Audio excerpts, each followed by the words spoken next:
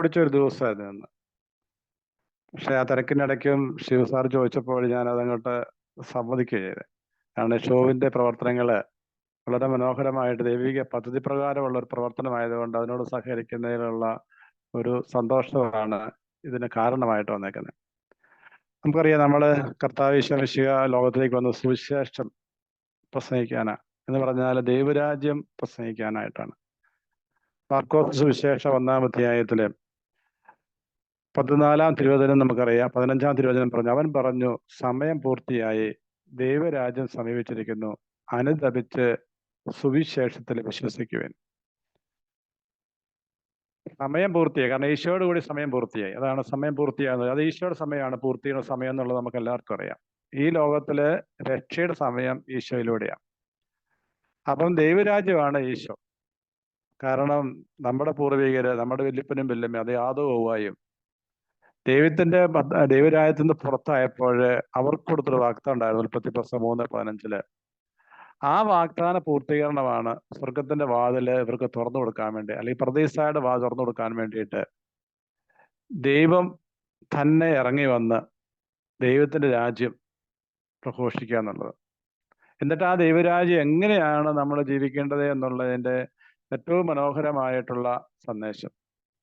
ശിഷ്യന്മാരെ വിളിക്കുമ്പോൾ നമുക്കറിയാം, തന്നോടുകൂടി ആയിരിക്കാൻ സുവിശേഷ പ്രസംഗം അയക്കുന്നതിന് പിശാചുക്കളെ ബഹിഷ്കരിക്കാൻ. അപ്പൊ ദൈവരാജ്യ ശുശ്രൂഷ എന്ന് പറഞ്ഞു കഴിഞ്ഞാൽ നമുക്കറിയാം, ഈശോയുടെ ആയിരിക്കുക, ഈശോയുടെ മനസ്സറിയുക. ഈശോയുടെ മനസ്സറിഞ്ഞിട്ട് ആ മനസ്സറിഞ്ഞ ആ ഈശോയെയാണ് നമ്മൾ സ്നേഹിക്കാൻ വേണ്ടി പോകുന്നത്. അതായത് ദൈവ അനുഭവമുള്ള വ്യക്തികളായിട്ട് നമ്മൾ പോകണം. പ്രത്യേകിച്ച് നമ്മളെല്ലാവരും നമുക്കറിയാം, നമ്മൾ വിശ്വാസത്തിൽ വളർന്ന് കൂദാശകളിലൂടെ അനുഭവിച്ച് നമ്മുടെ ദൈവത്തിന്റെ കൽപ്പനകൾ പാലിച്ച് നന്നായി പ്രാർത്ഥിച്ച് നമ്മൾ ജീവിക്കുന്നവരാണ്. നിങ്ങളെല്ലാവരും അങ്ങനെയുള്ളവരാ. അപ്പോഴെന്ന് പറഞ്ഞാൽ നമ്മൾ നല്ല ക്രൈസ്തവരായിട്ട് ജീവിക്കുന്നവരാണ് ചുരുക്കം. പക്ഷേ നമ്മൾ അങ്ങനെ ഒരു താല്പര്യം മാത്രം മതിയോ നമ്മുടെ ജീവിതത്തിൽ? നമ്മുടെ തമ്പുരാന്റെ വിളിയോട് വിശ്വസ്തരാകുവോ? മർക്കോസ് സുവിശേഷം 16-15 നമ്മൾ കേട്ടതുപോലെ അയക്കപ്പെടുക. നമ്മൾ ലോകമെങ്ങും പോയി എല്ലാ സൃഷ്ടികളോടും സുവിശേഷം പ്രസംഗിക്കാൻ അയക്കപ്പെട്ട വ്യക്തികളാണ് നമ്മൾ. അപ്പൊ ഈ അയക്കപ്പെടൽ എന്തിനു വേണ്ടിയാണ്? ഈശോയെ പ്രസംഗിക്കാൻ വേണ്ടി, ഈശോയെ കൊടുക്കാൻ വേണ്ടിയിട്ടാണ്. ഈശോയെ കൊടുക്കാൻ വേണ്ടിയിട്ട് നമ്മൾ അയക്കപ്പെടുന്നു എന്നുള്ള ആ ഒരു ബോധ്യം അത് നമുക്ക് എപ്പം കിട്ടുമെന്ന് ചോദിച്ചിട്ടുണ്ടെങ്കിൽ നമുക്കറിയാം, മാമോദീസയുടെ ജലം നമ്മുടെ ശിരസിൽ വീഴുന്ന അന്ന് മുതൽ നമുക്കെല്ലാവരും നമ്മുടെ ഈശോയുടെ പൊതു പൗരോഹിത്യത്തിൽ നമ്മൾ പങ്കുചേരുന്ന വ്യക്തികളാണ്. ആ പൊതു പൗരോഹിത്യത്തിൽ പങ്കുചേരുമ്പോൾ നമ്മൾ സ്വാഭാവികമായിട്ടും മലയിലെ പ്രസംഗത്തിൽ പറഞ്ഞതുപോലെയുള്ള ഒരു അടിസ്ഥാന മനോഭാവം നമുക്കെല്ലാവർക്കും ഉണ്ടാകണം. അപ്പോൾ അതുകൊണ്ട് മലയിലെ പ്രസംഗത്തെ പറ്റി പറയുമ്പോൾ നമ്മുടെ യുക്യാറ്റിനകത്ത് പറയുന്ന ഒരു കാര്യമുണ്ട്. 89-ാമത്തെ നമ്പറായിട്ട് പറയുകയാണ്, ആർക്കാണ് ദൈവരാജ്യം വാഗ്ദാനം ചെയ്തിട്ടുള്ളത്? എല്ലാ മനുഷ്യരും രക്ഷിക്കപ്പെടണമെന്നും സത്യത്തിന്റെ അറിവിലേക്ക് വരണമെന്നും 1 തിമോത്തി 2:4 ദൈവം ആഗ്രഹിക്കുന്നു. ദൈവസ്നേഹത്താൽ പരിവർത്തിതരാകാൻ സ്വയം അനുവദിക്കുന്നവരിൽ ദൈവരാജ്യം തുടങ്ങുന്നു. അപ്പൊ നമ്മൾ ദൈവസ്നേഹത്താൽ നയിക്കപ്പെടാനായിട്ട്, ദൈവാത്മാവ് നയിക്കപ്പെടാനായിട്ട് നമ്മൾ തുടങ്ങുമ്പോൾ നമ്മളിലാണ് എന്താണ് ദൈവരാജ്യം തുടങ്ങുക ചെയ്യുന്നത്. അപ്പൊ നമ്മൾ എവിടെയാണ് തുടങ്ങേണ്ടതെന്ന് ചോദിച്ചു കഴിഞ്ഞാൽ, ഈശോയെ സ്വീകരിച്ച് നമ്മൾ ഈശോയെ നയിക്കപ്പെടാൻ വേണ്ടി, ദൈവസ്നേഹത്തിൽ നയിക്കപ്പെടാൻ വേണ്ടിയിട്ട് നമ്മൾ തുടങ്ങി കഴിയുമ്പോൾ ദൈവരാജ്യത്തിന്റെ ശുശ്രൂഷയിൽ നമ്മൾ ഭാഗവാക്കുകളാകുക. അങ്ങനെ നമ്മൾ കൊടുക്കുമ്പോൾ നമുക്കറിയാം, ചിലപ്പോൾ നമ്മൾ ചില പ്രയോറിറ്റീസ് നമുക്ക് അവിടെയുണ്ട്. മലയിലെ പ്രസംഗത്തിനകത്ത് നമുക്കറിയാം, ആര് ദരിദ്രരും അധകൃതരുമായിട്ടുള്ള വ്യക്തികൾ ഒരു മുൻഗണനാപരമായ സ്നേഹത്തോടെ സമൂഹത്തിലെ പാർശ്വവൽക്കപ്പെട്ടെങ്കിൽ അടുത്തേക്ക് തിരികെ എന്നത് സഭയുടെ അംഗങ്ങളല്ലാത്തവരെ പോലും ആകർഷിക്കുന്ന കാര്യമാണ്. ദരിദ്രര്, ദുഃഖിതര്, പീഡിതര്, അക്രമത്തിന്റെയും ഇരകളായിട്ടുള്ളവര് നിർമ്മല ഹൃദയത്തോടെ ദൈവത്തെ അന്വേഷിക്കുന്ന സകലരിലും, അവിടുത്തെ കാരുണ്യവും നീതിയും സമാധാനവും അന്വേഷിക്കുന്ന സകലരുമാണ് നമുക്കറിയാം മലയിലെ പ്രഭാഷണം അനുസരിച്ച് ദൈവരാജ്യത്തെ ക്ഷണത്തില് മുൻനിരയിൽ നിൽക്കുക. അപ്പോൾ ഇന്നും സമൂഹത്തില് ദൈവരാജ്യത്തിന്റെ മുൻഗണനാ പദ്ധതിയിലുള്ളവരെ തിരിച്ചറിയാനായിട്ട് നമുക്ക് സാധിക്കണം. അത് മലയിലെ പ്രസംഗം നമുക്ക് മുന്നിൽ വരുത്തുന്ന വലിയൊരു വെല്ലുവിളിയാണ്. അത് ആത്മാവ് ദരിദ്രരായിട്ട് മാറി. അങ്ങനെയാകി മാത്രമേ നമുക്കൊരു 2-ാം ക്രിസ്തു, ഫ്രാൻസിസ് പാപ്പായെ പറ്റി ഇപ്പൊ എല്ലാം 2-ാം ക്രിസ്തു അല്ലെങ്കിൽ 3-ാം ക്രിസ്തു എന്ന് വരെ പറയുന്നുണ്ട്. നമുക്കറിയാം ഫ്രാൻസിസ് അസീസി പുണ്യാളനെയാണല്ലോ നമുക്ക് 2-ാം ക്രിസ്തു എന്ന് പറയാം. അപ്പൊ ദൈവരാജ്യത്തിന്റെ ആ ജീവിതത്തെ നിലവാരത്തിലേക്ക് വരുന്നവര്. അപ്പൊ അതുകൊണ്ട് നമുക്ക് പ്രത്യേകമായിട്ട് നമ്മൾ ഈശോയെ സ്വീകരിച്ച് ദൈവരാജ്യം സ്വീകരിക്കുന്ന വ്യക്തിയുടെ അടുത്തേക്ക് നമ്മൾ യാത്ര ചെയ്യുമ്പോൾ അത് ഏറ്റവും മനോഹരമായിട്ടുള്ള ഒരു യാത്രയായിട്ട് മാറുകയാണ്. അപ്പോൾ സ്വാഭാവികമായിട്ടും പ്രത്യേകിച്ച് നമ്മൾ ക്ലാസ്സുകൾ കേൾക്കുമ്പോൾ അൽമാരായിട്ടുള്ള നമുക്ക് ഒരു പ്രത്യേക ദൗത്യം ഉണ്ടെന്നുള്ളത് നമ്മൾ പ്രത്യേകം ഓർക്കുക. അപ്പൊ നമ്മുടെ വിളി തന്നെ, അൽമായ വിളി തന്നെ എന്തിനാണെന്ന് ചോദിച്ചു കഴിഞ്ഞാൽ, ഈ യുകാറ്റ് വീണ്ടും 139 പറയുകയാണ്, മനുഷ്യരുടെ ഇടയിൽ ദൈവരാജ്യം വളരുന്നതിന് വേണ്ടി സമൂഹത്തിൽ വ്യാപരിക്കാൻ അൽമായർ അയക്കപ്പെട്ടിരിക്കുന്നു. അപ്പം നമ്മൾ എല്ലായിടത്തും അയക്കപ്പെടുക. അതിപ്പോ നമുക്കറിയാം, ഇന്നത്തെ നമ്മുടെ കാലഘട്ടത്തിൽ, നമ്മുടെ ഭാരതത്തിലെ കാലഘട്ടത്തിലൊക്കെ വൈദികർക്കും സന്യസ്തർക്കും ശുശ്രൂഷയിൽ എത്താൻ പറ്റാത്ത എല്ലാ മേഖലകളിലും നമുക്ക് ഈശോയെ കൊടുക്കാൻ സാധിക്കുന്ന അതിലൂടെയാണ്, അൽമായ സഹോദരങ്ങളിലൂടെയാണ്. അപ്പൊ അവിടെ ചെന്ന് എങ്ങനെയാകും സാക്ഷി? നമുക്ക് എന്താ നമ്മൾ തിരിച്ചറിയുന്നത്? എങ്ങനെ ഒരു ക്രിസ്ത്യാനി തിരിച്ചറിയെന്ന് ചോദിച്ചിട്ടുണ്ടെങ്കിൽ അത് അവന്റെ സാക്ഷി ജീവിതത്തിലൂടെ, സ്നേഹ ജീവിതത്തിലൂടെയാണ്. അതായത് സുവിശേഷ മൂല്യങ്ങൾ അനുസരിച്ച് ജീവിക്കുന്ന വ്യക്തികളായിട്ട് നമ്മൾ മാറുക എന്നുള്ളതാണ്. അത് നമ്മുടെ ഈ പൊതു പൗരോഹിത്യത്തിന്റെ ഒരു ശ്രേഷ്ഠതയാണ്, അങ്ങനെ ജീവിക്കാൻ നമുക്ക് സാധിക്കുന്നു എന്നുള്ളത്.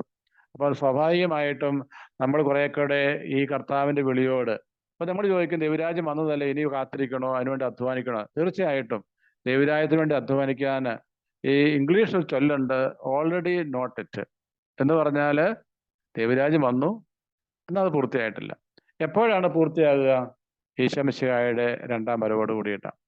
അപ്പോൾ എല്ലാം ഈശോയിൽ നവീകരിക്കപ്പെടുന്ന, ഈശോയിലേക്ക് എത്തിക്കേണ്ടതാണ്. സർവ്വതും ഈശോയിലൂടെയാണ് ഉണ്ടായത്, അവിടുത്തെ കൂടാതെ ഒന്നും ഉണ്ടായിട്ടില്ല എന്ന് പൗലോസ്ലീഹ നമ്മൾ ഓർപ്പിക്കുന്ന ആ കാര്യത്തിലേക്ക് നമ്മൾ എത്താൻ വേണ്ടിയിട്ടാണ് നമ്മൾ ശ്രമിച്ചുകൊണ്ടിരിക്കുന്നത്. അതുകൊണ്ട് സ്വാഭാവികമായിട്ടും പ്രിയപ്പെട്ടവരെ, ഈ ദൈവരാജ്യത്തിന്റെ ക്ലാസ് നമ്മൾ അതിൻ്റെ എല്ലാ തലങ്ങളും ആഴത്തിൽ പഠിക്കാനായിട്ട് കിട്ടുന്ന ഒരവസരമാണെന്നുള്ളത് നമ്മൾ പ്രത്യേകം ഓർക്കുക. അത് ഈശോയുടെ കൂടെയുള്ള ജീവിതമാണ്. ഈശോയുടെ ദൗത്യം പ്രഘോഷിക്കലാണ്. ഈശോയുടെ ദൗത്യത്തിന് വേണ്ടി ജനതകളെ ഒരുക്കുന്ന ശുശ്രൂഷയാണ്. അപ്പോഴാണ് നമ്മൾ ഈശോയുടെ ഒരു പ്രാർത്ഥനയിൽ നമ്മൾ പങ്കുചേരുക. നമ്മൾ പ്രാർത്ഥിക്കുന്നുണ്ട് എല്ലാ ദിവസവും, അങ്ങയുടെ രാജ്യം വരണമേ. അപ്പൊ ഈ അങ്ങയുടെ രാജ്യം വരണമേ എന്ന് പറഞ്ഞാൽ അങ്ങയുടെ രാജ്യം എന്താ? നമുക്കറിയാം, ഈശോയോട് പിലാത്തോസ് ചോദിക്കുന്ന ചോദ്യമുണ്ട്, നീ രാജാവാണോ? ഈശോ പറഞ്ഞു, ഞാൻ രാജാവാണ്. പക്ഷെ ഒരു വ്യത്യാസമുണ്ട്, ഞാൻ ഈ ലോകത്തെ രാജാവല്ല, ഞാൻ ഈ അഹീയ ലോകത്തിൻ്റെതാണ്. എന്ന് പറഞ്ഞിട്ടുണ്ടെങ്കിൽ ഞാൻ ഈ ലോകത്തിൻ്റെ ആയിരുന്നെങ്കിൽ എൻ്റെ മാലാഹമാരെ ഞാൻ ഈ ഭാഗത്ത് അവരെന്നെ സംരക്ഷിക്കുമായിരുന്നു. അപ്പൊ അതുകൊണ്ട് ഈ ദൈവരാജ്യം ഈശോ, അതായത് പരിശുദ്ധ ത്രിത്വത്തിന്റെ കൂട്ടായ്മയില്, പിതാവായ ദൈവവും പുത്രനായ ദൈവം പരിശുദ്ധാത്മാവുമുള്ള പ്രത്യേക ദൈവത്തിന്റെ കൂട്ടായ്മയിൽ നമ്മൾ ജീവിക്കുന്ന വ്യക്തികളാകാൻ വേണ്ടി എല്ലാവരും ആ സ്നേഹത്തിലേക്ക് വന്ന് പിതാവ് എന്ന പിതാവ് ദൈവത്തെ വിളിക്കാനായിട്ട്, പരിശുദ്ധാത്മാവിന്റെ പ്രവർത്തനങ്ങൾ സഹകരിക്കാൻ, സഭ മുഴുവൻ പ്രവർത്തിക്കുന്നതിന് വേണ്ടിയിട്ടാണ്, ദൈവരായ നിർമ്മിതിക്ക് വേണ്ടിയിട്ടാണ്. അപ്പൊ ആ ദൈവരാജ്യ നിർമ്മിതി നമ്മുടെ എല്ലാവരുടെയും ദൗത്യമാണ്. ആ ദൈവരാജ്യ നിർമ്മിതി ദൗത്യമാണെന്നുണ്ടെങ്കിൽ എന്താണ്? നമ്മൾ മക്കളെ പോലെയാകണം, ദാസന്മാരെ പോലെ ആയാൽ പോരാ. മക്കളാകുമ്പോഴാണ് ഉത്തരവാദിത്തം ഏറ്റെടുക്കുക. ഈശോ പറഞ്ഞ് നമ്മളെ അവിടുന്ന് നമ്മുടെ ദത്തുപുത്ര സ്ഥാനത്തേക്ക് ഉയർത്തുക. നമ്മൾ ആ ദത്തുപുത്ര സ്ഥാനം കിട്ടിയത് കൊണ്ടാണ് ആബാ പിതാവി എന്ന് വിളിക്കാനായിട്ട് പറ്റുക. ആബാ പിതാവി എന്ന് വിളിക്കാൻ പറ്റുന്ന പുത്രസ്വീകാരത്തിന്റെ ആത്മാവിനെ നമ്മൾ സ്വീകരിച്ചു കഴിയുമ്പോൾ നമ്മൾ പറയും, ഈശോയെ, ഞാൻ എങ്ങനെയാണ് ദൈവരാജ്യം പ്രസംഗിക്കേണ്ടത്? ദൈവരാജ്യത്തിന്റെ വ്യത്യസ്ത മോഡലുകളാണ് നമ്മുടെ വിശുദ്ധരുടെ ജീവിതങ്ങളെല്ലാം. അവരെങ്ങനെ ഈ ദൈവരാജ്യം പ്രസംഗിച്ചു എന്നുള്ളത് എല്ലാവരെയും ഉൾക്കൊള്ളുന്ന, ഈ കത്തോലിക്ക സഭ എന്ന് പറഞ്ഞാൽ തന്നെ അതാണല്ലോ, എല്ലാവരെയും ഉൾക്കൊള്ളുന്നതാണ് കാത്തലിക് എന്ന വാക്ക് തന്നെ. അപ്പൊ എല്ലാ മനുഷ്യരെയും ഉൾക്കൊള്ളുന്ന ദൈവരാജ്യം, എല്ലാ മനുഷ്യരിലും ഈശോ രക്ഷകനായിട്ട് വരുന്ന, പിതാവായ ദൈവത്തിന്റെ സൃഷ്ടാവായ ദൈവത്തിന്റെ ആ സ്നേഹത്തിലേക്ക് വരുന്ന, പരിശുദ്ധാത്മാവിന്റെ പ്രവർത്തനത്തിന് നമ്മളെ തന്നെ വിട്ടുകൊടുക്കുന്ന വ്യക്തികളായിട്ട് മാറാനായിട്ട്. അപ്പൊ അതുകൊണ്ട് നമ്മൾ ചെയ്യുന്ന സാമൂഹിക പ്രവർത്തനവും ഈ ദൈവരാജ്യ ശുശ്രൂഷയാണ്. നമ്മൾ നടത്തുന്ന സുവിശേഷ പ്രഘോഷണം ദൈവരാജ്യ ശുശ്രൂഷയാണ്. നമ്മൾ നടത്തുന്ന നമ്മുടെ ചിന്തയിലും വാക്കിലും എല്ലാം നമ്മൾ ആരുടെ ബോധം, നമ്മൾ അയക്കപ്പെട്ടവരാണെന്നുള്ള ഒരു ദൗത്യബോധം. പ്രിയപ്പെട്ട, നമ്മൾ പോകുന്നിടത്തെല്ലാം സ്വർഗം ഭൂമിയെ ഈശോയെ പറ്റി പറയുന്ന മനോഹരമായ ഒരു ചിന്ത അതാ. ഈശോ പോകുന്നിടത്തെല്ലാം സ്വർഗം ഭൂമിയെ സ്പർശിച്ചു. അപ്പൊ നമ്മളും അങ്ങനെ തന്നെയാണ്. ഈശോയെ സ്വീകരിച്ച പോലെ ഞാനല്ല, ക്രിസ്തുവാണ് എന്നെ ജീവിക്കുന്നത് എന്ന് പറയാൻ തുടങ്ങിക്കഴിഞ്ഞാൽ സ്വാഭാവികമായിട്ട് എന്താണ്, നമ്മൾ പോകുന്നിടമൊക്കെ എന്താണ്, സ്വർഗരാജ്യത്തിന്റെ സ്ഥലമായിട്ട് മാറും. ആ ഒരു പ്രേക്ഷിത തീക്ഷ്ണത നമുക്കുണ്ടായിരിക്കേണ്ടത്. ഈശോയെ കൊടുക്കുക എന്ന് പറയുമ്പോൾ ഈശോ ഉള്ളിൽ ജ്വലിച്ചു കഴിഞ്ഞാൽ ഈ ദിവസങ്ങളിൽ ഞാനൊരു ഒരു ഒരു ഒരു ബ്രാഹ്മണന്റെ മാനസാന്തരത്തെ പറ്റി കേൾക്കുകയുണ്ടായി. ഒരു ബ്രാഹ്മണന്റെ മാനസാന്തരത്തെ പറ്റി പറയുന്നതാണ്, അവനെ കർത്താവ് വിളിച്ചു, നോർത്ത് ഇന്ത്യയിലാണ്, ക്രിസ്ത്യാനി നശിപ്പിക്കാൻ പോയ വ്യക്തി, പക്ഷെ നിങ്ങളും കേട്ടിട്ടുണ്ടാവുമായിരിക്കും. പോയ വ്യക്തിക്ക് കർത്താവ് വിളിച്ചു പറഞ്ഞു, അത് അവിടെ ആ ഗ്രാമം മുഴുവൻ കത്തിജ്വലിക്കുന്നതിന്റെ ഇടയ്ക്ക് ഈ ഈശോ എന്ന് പറയും, ഇപ്പോൾ ഈശോയെ കണ്ടിട്ടില്ല, ഈശോ പോലെ നല്ല താടിയും മുഴുവൻ നല്ല സുന്ദരനായ ഒരാൾ അവിടെ പ്രത്യക്ഷപ്പെട്ട് നിൽക്കുക. അതുകൊണ്ട് അദ്ദേഹത്തെ ഒന്നും ചെയ്യാൻ പറ്റില്ല, തിരിച്ചു വരികയാണ്. എന്നിട്ട് പറഞ്ഞാൽ കർത്താവിന്റെ ദർശനമാണ്. പിന്നെ പോയിട്ട് ആ പ്രാർത്ഥിക്കാൻ അറിയത്തില്ല. ഈ ബൈബിള് എടുത്തു വെച്ച് രോഗിയുടെ മേലെ കൈ വെച്ച് ബൈബിൾ വെച്ച് പ്രാർത്ഥിച്ചു കഴിയുമ്പോൾ, അറിയാതെ പ്രാർത്ഥിച്ചും അത്ഭുതങ്ങൾ പ്രവർത്തി നമ്മുടെ കർത്താവ്. അപ്പൊ കർത്താവ് നമ്മളെ എല്ലാവരെയും ക്ഷണിക്കുന്നുണ്ട് ദൈവരാജ്യത്തിലേക്ക്. എന്ന് പറഞ്ഞിട്ടുണ്ടെങ്കിൽ നമ്മൾ ആ ഒരു ബോധ്യത്തിൽ ഈശോ എൻ്റെ രാജാവ്, ഈശോയുടെ മകനാണ് ഞാൻ, ഈശോയെ ഞാൻ ആശ്രയിച്ചുകൊണ്ടാണ് ഞാൻ ജീവിക്കുന്നത്. അങ്ങനെ ഈ പരിശുദ്ധാത്മാവാണ് എന്നെ നയിക്കുന്നത്, അവിടുത്തെ ശുശ്രൂഷ ചെയ്യേണ്ടത് ഞാനാണ് എന്നുള്ള ബോധ്യത്തോടെ, അങ്ങനെ ഈ സമൂഹത്തിന്റെ സ്നേഹമാണ് ഞങ്ങളുടെ ജീവിതത്തിന്റെ തിരിച്ചറിയേണ്ട കാരണം എന്ന ബോധ്യത്തോടുകൂടി ഈശോ തലവനായിട്ടുള്ള ഒരു സമൂഹമാണ് നമ്മുടേത് എന്നുള്ളത് നമ്മൾ പ്രത്യേകമായിട്ട് നമ്മൾ ഓർത്തിരിക്കേണ്ട ഒരു കാര്യമാണ്. അപ്പൊ അങ്ങനെ നമ്മൾ ജീവിക്കാൻ തുടങ്ങുമ്പോഴാണ് പ്രിയപ്പെട്ടവരെ നമുക്ക് ദൈവരാജ്യത്തിന്റെ ശുശ്രൂഷകരായിട്ട് മാറാനായിട്ട് സാധിക്കുക എന്നുള്ളതും കൂടെ നമ്മൾ പ്രത്യേകമായിട്ട് നമ്മുടെ മനസ്സിൽ നമ്മൾ ഓർക്കേണ്ടതുണ്ട്. അപ്പൊ അങ്ങനെ ആകുമ്പോൾ നമ്മൾ മറ്റു ജനങ്ങളെ പോലെ അല്ല, എല്ലാ ജനങ്ങളെ പോലെ അല്ല നമ്മൾ എന്നുള്ളത് നമ്മൾ പ്രത്യേകം ഓർക്കുക. നമ്മളിൽ എല്ലാവരും ഉണ്ട്, വിജാതിരുണ്ട്, വിജാതിരല്ലാത്തവരുണ്ട്. കർത്താവ് പൗലോസ് പറയുന്നത് പരിശോധനയുണ്ട്, അപരിശോധനയുണ്ട്, അങ്ങനെ എല്ലാ ടീമുകളും ഉണ്ട് നമ്മളെ സംബന്ധിച്ചോളം. നമുക്ക് ആരും അന്യരെ പറയാം, നമ്മളെല്ലാം ദൈവരാജ്യത്തിന്റെ അംഗങ്ങളാണ്. നമ്മുടെ പ്രത്യേകത, നമ്മൾ ദൈവത്തിന് ജനമാണ്. ആ ദൈവജനമാണെന്നുള്ള ഒരു തിരിച്ചറിവോടുകൂടി അപ്പം നമുക്ക് വ്യക്തിപരമായ ദൗത്യമുണ്ട്, സമൂഹപരമായ ദൗത്യമുണ്ട്. ഈ ഷൂബൊക്കെ ചെയ്യുന്ന ഈ സമൂഹപരമായ ദൗത്യമാണ്. അത്ര മനോഹരമായിട്ടാണ് നമ്മൾ ഈശോയുടെ ദൈവരാജ്യത്തെ പറ്റി പഠിപ്പിക്കുക. അപ്പോൾ യുകാറ്റിലെ 125 ഒരു നമ്പർ പറയുന്ന ഒരു കാര്യമുണ്ട്. ഈ ദൈവജനത്തെ സംബന്ധിച്ച് എന്താണ് പ്രത്യേകമായിട്ടുള്ളത്? നമുക്ക് ചില പ്രത്യേകതകളുണ്ട്. ഈ ദൈവജനത്തിന്റെ സ്ഥാപകൻ പിതാവായ ദൈവമാണ്. ഇതിന്റെ നേതാവ് യേശുക്രിസ്തുവാണ്. ഇതിന്റെ ശക്തിയുടെ ഉറവിടം പരിശുദ്ധാത്മാവാണ്. ദൈവജനത്തിലേക്ക് പ്രവേശിക്കുന്നതിനുള്ള വഴി മാമോദീസായാണ്. ദൈവമക്കളുടെ സ്വാതന്ത്ര്യമാണ് ഇതിന്റെ മഹത്വം. സ്നേഹമാണ് ഇതിന്റെ നിയമം. ഈ ജനം ദൈവത്തോടുള്ള വിശ്വസ്തി നിലനിൽക്കുകയും ദൈവരാജ്യം അന്വേഷിക്കുകയും ചെയ്താൽ ഇത് ലോകത്തെ പരിവർത്തനം ചെയ്യിക്കും. പ്രിയപ്പെട്ട, നമ്മൾ ലോകത്തെ പരിവർത്തനം ചെയ്യിക്കേണ്ടവരാ. അപ്പൊ അതുകൊണ്ട് എന്ത് ചെയ്യണമെന്ന് പറയുക? നമ്മൾ ഈ ജനം ദൈവത്തോടുള്ള വിശ്വസ്തത നിലനിൽക്കുകയും ദൈവരാജ്യം അന്വേഷിക്കുകയും ചെയ്യുക. പരീക്ഷ പറഞ്ഞ ഒരു കാര്യമുണ്ടല്ലോ, നിങ്ങൾ ഒന്നാമതായി ദൈവത്തിന്റെ രാജ്യം അന്വേഷിക്കുക, ബാക്കിയെല്ലാം കൂട്ടിച്ചേർക്കപ്പെടും. അപ്പം ദൈവരാജ്യത്തിന്റെ അന്വേഷണം അതെവിടെ ആരംഭിക്കും? നമ്മുടെ കുടുംബത്തിൽ ആരംഭിക്കണം, നമ്മുടെ ഇടവകയാന്ത കുടുംബത്തിൽ ആരംഭിക്കണം, നമ്മുടെ സമൂഹത്തിലായിരിക്കണം, സഭയിൽ ഒന്നാകാകണം. അപ്പൊ ഈ ലോകം മുഴുവനും നമ്മൾ ഈ ദൈവരാജ്യത്തിന്റെ അന്വേഷണത്തിന്റെ വാഹകരാണെന്നുള്ളത് നമ്മൾ പ്രത്യേകമായിട്ട് ഓർക്കണം.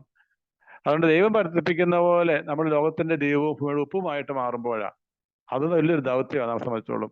ലോകത്തിന്റെ ഉപ്പായിട്ട് നമ്മൾ മാറി ഈശോയെ കൊടുക്കുന്ന വ്യക്തികളായിട്ട് ഈശോയെ കണ്ടുമുട്ടാൻ, എൻ്റെ സാന്നിധ്യം ഈശോയെ കണ്ടുമുട്ടുന്ന ഒരു സാന്നിധ്യം, അതാണ് പരിവർത്തനത്തിന് വിധേയമാക്കുക. അപ്പൊ പരിവർത്തനത്തിന് വിധേയമാക്കാനായിട്ട് കഴിയണമെങ്കിൽ എന്തുണ്ടാകണം? നമ്മൾ ആത്മാവില ജ്വലിക്കുന്ന വ്യക്തിയായിട്ട് മാറണം. അല്ലെങ്കിൽ നമ്മൾ ദൈവാത്മാ ജ്വലിക്കുന്ന വ്യക്തി, അല്ലെങ്കിൽ നമുക്കറിയാം നമ്മുടെ അപ്പസ്തോല പ്രവർത്തനം വായിക്കുന്നത് പോലെ പൗലോസ് ഞങ്ങൾക്കറിയാം, പക്ഷെ നീ ആരാ? അപ്പൊ നമ്മൾ ദൈവാത്മാവിനെ ജ്വലിക്കുന്ന വ്യക്തികളായിട്ട് നമ്മൾ പോകുമ്പോൾ ദൈവം നമ്മളിലൂടെ അത്ഭുതമായ തൻ്റെ പ്രവർത്തികൾ, ദൈവത്തിന്റെ പ്രവർത്തികൾ ചെയ്യും. അതുകൊണ്ട് ദൈവത്തിന്റെ പ്രവർത്തികൾ ചെയ്യുന്ന വ്യക്തികളാകാൻ ഈശോ പറഞ്ഞില്ല, ഞാൻ പോയി കഴിയുമ്പോൾ ഞാൻ ചെയ്യുന്നതിനേക്കാൾ കൂടുതൽ കാര്യങ്ങൾ ചെയ്യും. കാരണം പരിശുദ്ധാത്മാവ് തന്നിട്ടാണ് പോകുന്നത്. പരിശുദ്ധാത്മാവ് ദൈവത്തിനെ ആശ്രയിച്ചുകൊണ്ട് പരിശുദ്ധാത്മാവ് തുറവിയുള്ളവരായിട്ട് നമ്മുടെ സമയമൊക്കെ കൊടുത്തു കഴിയുമ്പോൾ ബാക്കിയെല്ലാം കൂട്ടിച്ചേർക്കപ്പെടുമെന്നാണ് പറയുന്നത്. നിങ്ങൾ ഒന്നിനെപ്പറ്റി ആകുലപ്പെടണ്ട. നമ്മുടെ ആകുലതയൊക്കെ എന്തിനെ പറ്റി ആയിരിക്കണം? ഈശോയെ കൊടുക്കുന്നതിനെ പറ്റി ആയിരിക്കണം. ദൈവത്തിന്റെ പരിപാലനയെ ആശ്രയിച്ചുകൊണ്ട് നമുക്ക് ജീവിക്കാനായിട്ട് സാധിക്കണമെന്നുള്ളതാണ് പ്രിയപ്പെട്ടത് നമ്മളെ സംബന്ധിച്ച് ഏറ്റവും പ്രധാനപ്പെട്ട കാര്യം. അതുകൊണ്ട് ഈ ദൈവരാജ്യ ശുശ്രൂഷയിലേക്ക് ഈ ക്ലാസ്സുകളൊക്കെ നമ്മളെ കൂടുതൽ ആഴത്തിൽ പഠിക്കാൻ, നമ്മളിവിടെ പഠിക്കുമ്പോൾ അതിൻ്റെ ബൈബിൾ പരമായ കാര്യങ്ങളും ദൈവശാസ്ത്രപരമായ കാര്യങ്ങളും നമ്മുടെ ജീവിതവുമായിട്ട് ബന്ധിപ്പിച്ചാണ് നമ്മൾ പഠിക്കുന്നത്. അപ്പൊ അങ്ങനെ ബന്ധിപ്പിച്ച് പഠിക്കുമ്പോഴാണ് അത് ജീവാത്മകമായിട്ടുള്ള ഒരു പഠനമായിട്ട് മാറുക. അപ്പൊ നമ്മൾ പഠിക്കണം, നല്ല പുസ്തകങ്ങൾ, ഇതിനെപ്പറ്റിയുള്ള കാര്യങ്ങൾ, ബാക്കി കാര്യങ്ങളൊക്കെ നമ്മൾ പഠിക്കണം. പഠിച്ചു കഴിഞ്ഞിട്ട് അത് ആഴപ്പെട്ട് ചർച്ച ചെയ്യുമ്പോഴാണ് ആ ബോധ്യമുള്ളവരാകുന്നു. ഇത് തലമുറയുടെ പ്രത്യേകത എന്താണ്? ബോധ്യക്കുറവാണ്. ബോധ്യം ഉണ്ടെങ്കിൽ ആയി മാത്രമേ സബ്മിറ്റ് ചെയ്യൂ. നമ്മൾ ഒരു കാര്യം വിലമതിക്കുന്ന എപ്പോഴാണ്? അതിന് വില കൊടുത്ത് അത് വിലയുള്ളതാണെന്ന് തിരിച്ചറിയുമ്പോഴാണ്. അപ്പൊ അതുകൊണ്ട് ഈ നമ്മുടെ ഈ പഠനം എപ്പോഴും കർത്താവ് തന്റെ ശിക്ഷഗണത്തെ ഒരുക്കിയതുപോലെ ഒരുക്കാനായിട്ട്. അതുകൊണ്ട് ലൂക്കാസ് സുവിശേഷത്തിൽ പറഞ്ഞ പോലെ കർത്താവ് അവരുടെ മനസ്സ് ഒരുക്കി എന്നാ പറയുക. സുവിശേഷം മനസ്സിലാക്കാനായിട്ട് കർത്താവ് അവരുടെ മനസ്സിനെ ഒരുക്കി, ശക്തിപ്പെടുത്തി. അതുകൊണ്ട് ഈ ക്ലാസ്സുകൾ നമുക്ക് ദൈവം നമ്മുടെ മനസ്സിനെ ഒരുക്കി കർത്താവിന്റെ കയ്യിൽ ഉപകരണങ്ങളായിട്ട് മാറാനുള്ള ഒരു വേദിയായിട്ട് മാറട്ടെ എന്ന് പ്രത്യേകമായിട്ട് ഞാൻ ആശംസിക്കുകയാണ്. ഈ 8ാമത്തെ സ്റ്റഡീസ് സെന്റർ തുടങ്ങുമ്പോൾ ഇത് പങ്കെടുക്കുന്ന എല്ലാവരും കർത്താവിനോട് വിശ്വസ്ത പുലർത്തി ജീവിക്കുന്ന വ്യക്തികളും ദൈവരാജ്യത്തെ പ്രഘോഷകരും ദൈവരാജ്യ ദൂതരുമാണെന്നുള്ള തിരിച്ചറിവോട് കൂടിയിട്ട് ഈശോയ്ക്ക് സമർപ്പിക്കുന്ന കർത്താവെ, ഞങ്ങളെങ്കിൽ ആശ്രയിക്കുന്നു. ഞങ്ങളെ ലോകത്തിന്റെ ഗുരുവായ ഈശോയെ ഞങ്ങളെ പഠിപ്പിക്കണമെന്ന് പ്രാർത്ഥിക്കുന്നു. ഈശോ നമ്മളെ ഓരോരുത്തരെയും സമൃദ്ധമായിട്ട് അനുഗ്രഹിക്കട്ടെ. Thank you. ഈശോയെ ഞങ്ങൾ അങ്ങേ ആരാധിക്കുന്നു, സ്തുതിക്കുന്നു, അങ്ങേക്ക് നന്ദി പറയുന്നു. ഈശോയെ ഞങ്ങളുടെ ജീവിതം അങ്ങ് ആഗ്രഹിക്കുന്ന വിധത്തിൽ രൂപപ്പെടുത്തുവാനായിട്ട് ഞങ്ങൾക്ക് കൃപ തരണമേ. 2 or 3 പേരൊന്നും ചേർക്കുന്നവർ അവിടെ മധ്യ ഉണ്ടാക്കുന്ന ഈശോയെ അങ്ങയുടെ വാഗ്ദാനത്തിൽ ഞങ്ങൾ ശരണപ്പെടുന്നു. അങ്ങയുടെ ദൗത്യമാണല്ലോ ഞങ്ങൾക്കുള്ളത്. ആ ദൗത്യം തുടരാനായിട്ടാണല്ലോ അങ്ങ് ഞങ്ങളോട് കൽപ്പിച്ചിട്ടുള്ളത്. ഈശോയെ, ദൈവരാജ്യത്തിന്റെ ശുശ്രൂഷ സന്തോഷത്തോടെ, അഭിമാനത്തോടെ, ധീരതയോടെ, പരിശുദ്ധാത്മാവിന്റെ ശക്തിയോടെ പ്രവർത്തിക്കാൻ ഞങ്ങളെ കൃപ നൽകണമേ. പരിശുദ്ധാത്മാവിനെ അയച്ച് ഞങ്ങളുടെ ബുദ്ധിയെ പ്രകാശിക്കുകയും മനസ്സിനെ ബലപ്പെടുത്തുകയും കാര്യങ്ങൾ മനസ്സിലാക്കാനുള്ള കൃപകൾ തരണമേ. ആത്മാവിന്റെ വരദാന ഫലങ്ങളാൽ ഞങ്ങളെ നിറയ്ക്കണമേ. പിതാവായ ദൈവം ഞങ്ങളുടെ സ്നേഹം അനുഭവിക്കാൻ, പുത്രനായ തമ്പുരാന്റെ കൃപ അനുഭവിച്ചുകൊണ്ട് ജീവിക്കാൻ, ലോകത്തിലങ്ങ് സാക്ഷ്യപ്പെടുത്താൻ ഞങ്ങൾ ഓരോരുത്തരെയും അങ്ങ് ആശീർവദിക്കണമേ. ഞങ്ങളുടെ ശുഭ കുടുംബാംഗങ്ങളെ ഓരോരുത്തരെയും അനുഗ്രഹിക്കും. നേതൃത്വം കൊടുക്കുന്ന എല്ലാവരെയും, പങ്കെടുക്കുന്നവരെല്ലാവരെയും നന്നായിട്ട് പഠിക്കാൻ ഓരോ അവസരങ്ങളിലും ഈ ക്ലാസ്സുകൾ സംബന്ധിച്ചുകൊണ്ട് ഏത് തിരക്കിനിടയ്ക്ക് ഇതൊരു ദൗത്യബോധമാണെന്നുള്ള ബോധ്യം പങ്കെടുത്താൻ, അതിൻ്റെ അനുഭവങ്ങൾ ജീവിതത്തിൽ പ്രാവർത്തികമാക്കാൻ കൃപ നൽകണമേ. വിശുദ്ധ അമ്മേ, മാറിയസ പിതാവേ, തോമാശ്ലീഹായെ, ഞങ്ങളുടെ പേരിന്റെ കാരണവിശുദ്ധരെ ഞങ്ങൾക്ക് വേണ്ടി പ്രാർത്ഥിക്കണമേ. നമ്മുടെ കർത്താവ് ഈശോ മിശിഹായുടെ കൃപയും പിതാവായ ദൈവത്തിന്റെ സ്നേഹവും പരിശുദ്ധാത്മാവിന്റെ സംസർഗവും നാം എല്ലാവരും കൂടി ഉണ്ടായിരിക്കട്ടെ, ഇപ്പോഴും എപ്പോഴും എന്നേക്കും. ആമേൻ. തോമസ് അച്ഛൻ നമ്മെ ഓർമ്മപ്പെടുത്തിയതുപോലെ ദൈവരാജ്യം എന്ന ചിന്തയാണ് നമ്മൾ 1ാമത്തെ സെഷനിലെ ക്ലാസ്സിൽ നമ്മൾ കാണുക. കാരണം നമ്മളൊക്കെ ലക്ഷ്യം വെച്ച് ജീവിക്കുന്നത്, നമ്മളൊക്കെ യാത്ര ചെയ്യുന്നത് ദൈവരാജ്യത്തിൽ എത്തിച്ചേരുന്നതിനാണ്, സ്വർഗരാജ്യത്തിൽ എത്തിച്ചേരുന്നതിനാണ് നമ്മുടെയൊക്കെ അധ്വാനവും ഓട്ടവും ഒക്കെ. ഈ ഒരു ക്ലാസ്സും ഈ ഒരാഴ്ച മുഴുവൻ നമ്മുടെ ദൈവവചനങ്ങളിലൂടെ കടന്നു പോകുന്നതും ഈ ദൈവരാജ്യത്തെക്കുറിച്ചാണ് എന്ന കാര്യം ഓർമ്മപ്പെടുത്തുകയാണ്. 4 സുവിശേഷങ്ങളെയും സഭയുടെ പ്രബോധനങ്ങളിലുമൊക്കെ ഈ ദൈവരാജ്യത്തെക്കുറിച്ച് എന്താണ് പറഞ്ഞു വെച്ചിരിക്കുന്നതെന്നാണ് നമ്മളൊന്ന് കാണാനായിട്ട് നമ്മൾ ശ്രമിക്കുന്നത്. 4 സുവിശേഷങ്ങളിലും ഈ ദൈവരാജ്യത്തെക്കുറിച്ച് എന്താണ് പറഞ്ഞു വെച്ചിരിക്കുന്നത്. മത്തായിയുടെ സുവിശേഷം 4:17 നമ്മൾ വായിക്കുന്നുണ്ട്. അപ്പോൾ മുതൽ യേശു പ്രസംഗിക്കാൻ തുടങ്ങി, മാനസാന്തരപ്പെടുവിൻ, സ്വർഗരാജ്യം സമീപിച്ചിരിക്കുന്നു. ഈശോയുടെ ദൗത്യം ആരംഭിക്കുന്നത് തൻ്റെ ജ്ഞാനസ്നാനം കഴിഞ്ഞ് അവിടുന്ന് തൻ്റെ ദൗത്യം ആരംഭിക്കുമ്പോൾ അവിടുന്ന് പ്രസംഗിച്ചു തുടങ്ങുന്ന വാക്ക് മാനസാന്തരപ്പെടുവിൻ, സ്വർഗരാജ്യം സമീപിച്ചിരിക്കുന്നു എന്നുള്ളതാണ്. നിങ്ങളെല്ലാവരും സ്വർഗരാജ്യത്തിലേക്ക് നോക്കി യാത്ര ചെയ്യാനായിട്ട് ഓർമ്മപ്പെടുത്തുന്ന കർത്താവ് മാനസാന്തരപ്പെടുവിൻ എന്നുള്ളതാണ്. പ്രത്യേകമായിട്ട് നമുക്കറിയാം, ശൂബ് എന്ന വാക്കാണ് നമ്മൾ ഈ ഒരു കോഴ്സിന് ഉപയോഗിച്ചിരിക്കുന്ന വാക്ക്. ചിലർക്കെങ്കിലും ചിലപ്പോൾ തോന്നിയിട്ടുണ്ടാകും എന്താണ് ഈ വാക്കിന് അർത്ഥം എന്നുള്ളത്. ശൂബ് എന്ന വാക്ക് മെറ്റനോണിയ, മാനസാന്തരപ്പെടുവിൻ എന്ന വാക്കിൻ്റെ ഹീബ്രു വാക്കാണ് ശൂബ് എന്നുള്ളത്. POCയുടെ പുതിയ പരിഭാഷയുടെ ബൈബിളിൽ മർക്കോസിൻ്റെ സുവിശേഷം 1-ാം അധ്യായത്തിൽ നമ്മൾ അതിൻ്റെ ഫുട് നോട്ടിൽ നോക്കുമ്പോൾ അവിടെ വളരെ കൃത്യമായ ഒരു വാക്ക്, ശൂബ് എന്ന വാക്ക് അവിടെ കാണാനായിട്ട് കഴിയും. ശൂബ് എന്ന ഹീബ്രു വാക്കിൻ്റെ അർത്ഥം തിരിച്ചു വരിക എന്നുള്ളതാണ്. പ്രിയപ്പെട്ടവരെ, സ്വർഗരാജ്യത്തിലേക്കുള്ള തിരികെയുള്ളൊരു യാത്രയെക്കുറിച്ചാണ് നാം ഇന്ന് ചിന്തിക്കുന്നത്. നമ്മളൊക്കെ ധാരാളം യാത്ര ചെയ്യുന്ന മനുഷ്യരാണ്. നമ്മുടെ ജീവിതത്തിൻ്റെ അനുദിന യാത്രയിൽ ധാരാളം കാര്യങ്ങളിലൂടെ നമ്മൾ യാത്ര ചെയ്യുമ്പോൾ നമ്മുടെ എവിടെ യാത്ര പോയാലും തിരിച്ച് നമ്മുടെ ഭവനത്തിൽ അല്ലെങ്കിൽ നമ്മുടെ കമ്മ്യൂണിറ്റിയിൽ എത്താനായിട്ട് നമുക്ക് കൃത്യമായിട്ട് വഴി അറിയാം. ഞാനിപ്പോൾ ഇവിടുന്ന് നാളെ ഞാൻ എറണാകുളത്തിന് യാത്രയാവുന്നുണ്ട്. എറണാകുളത്ത് പോയാൽ തിരിച്ച് ആ കാര്യങ്ങളൊക്കെ കഴിഞ്ഞ് തിരികെ ഞാൻ കാസർഗോഡ് എത്തും എന്നുള്ളതാണ്. തിരിച്ച് വീട്ടിലേക്കുള്ള വഴി അറിയത്തില്ലെങ്കിൽ, അല്ലെങ്കിൽ സാധാരണ പറയുന്ന പോലെ പോയി യാത്ര തുടങ്ങി കുറേ കഴിഞ്ഞ് ചില മനുഷ്യർക്കൊക്കെ ഈ ഓർമ്മ മറവി വന്ന് എവിടുന്നാണ് പോയത്, എങ്ങോട്ടാ പോയതെന്നൊക്കെ അറിയാൻ മേലായിക വന്നാൽ അവർക്ക് തിരിച്ച് ഭവനത്തിലെത്താനായിട്ട് കഴിയില്ല.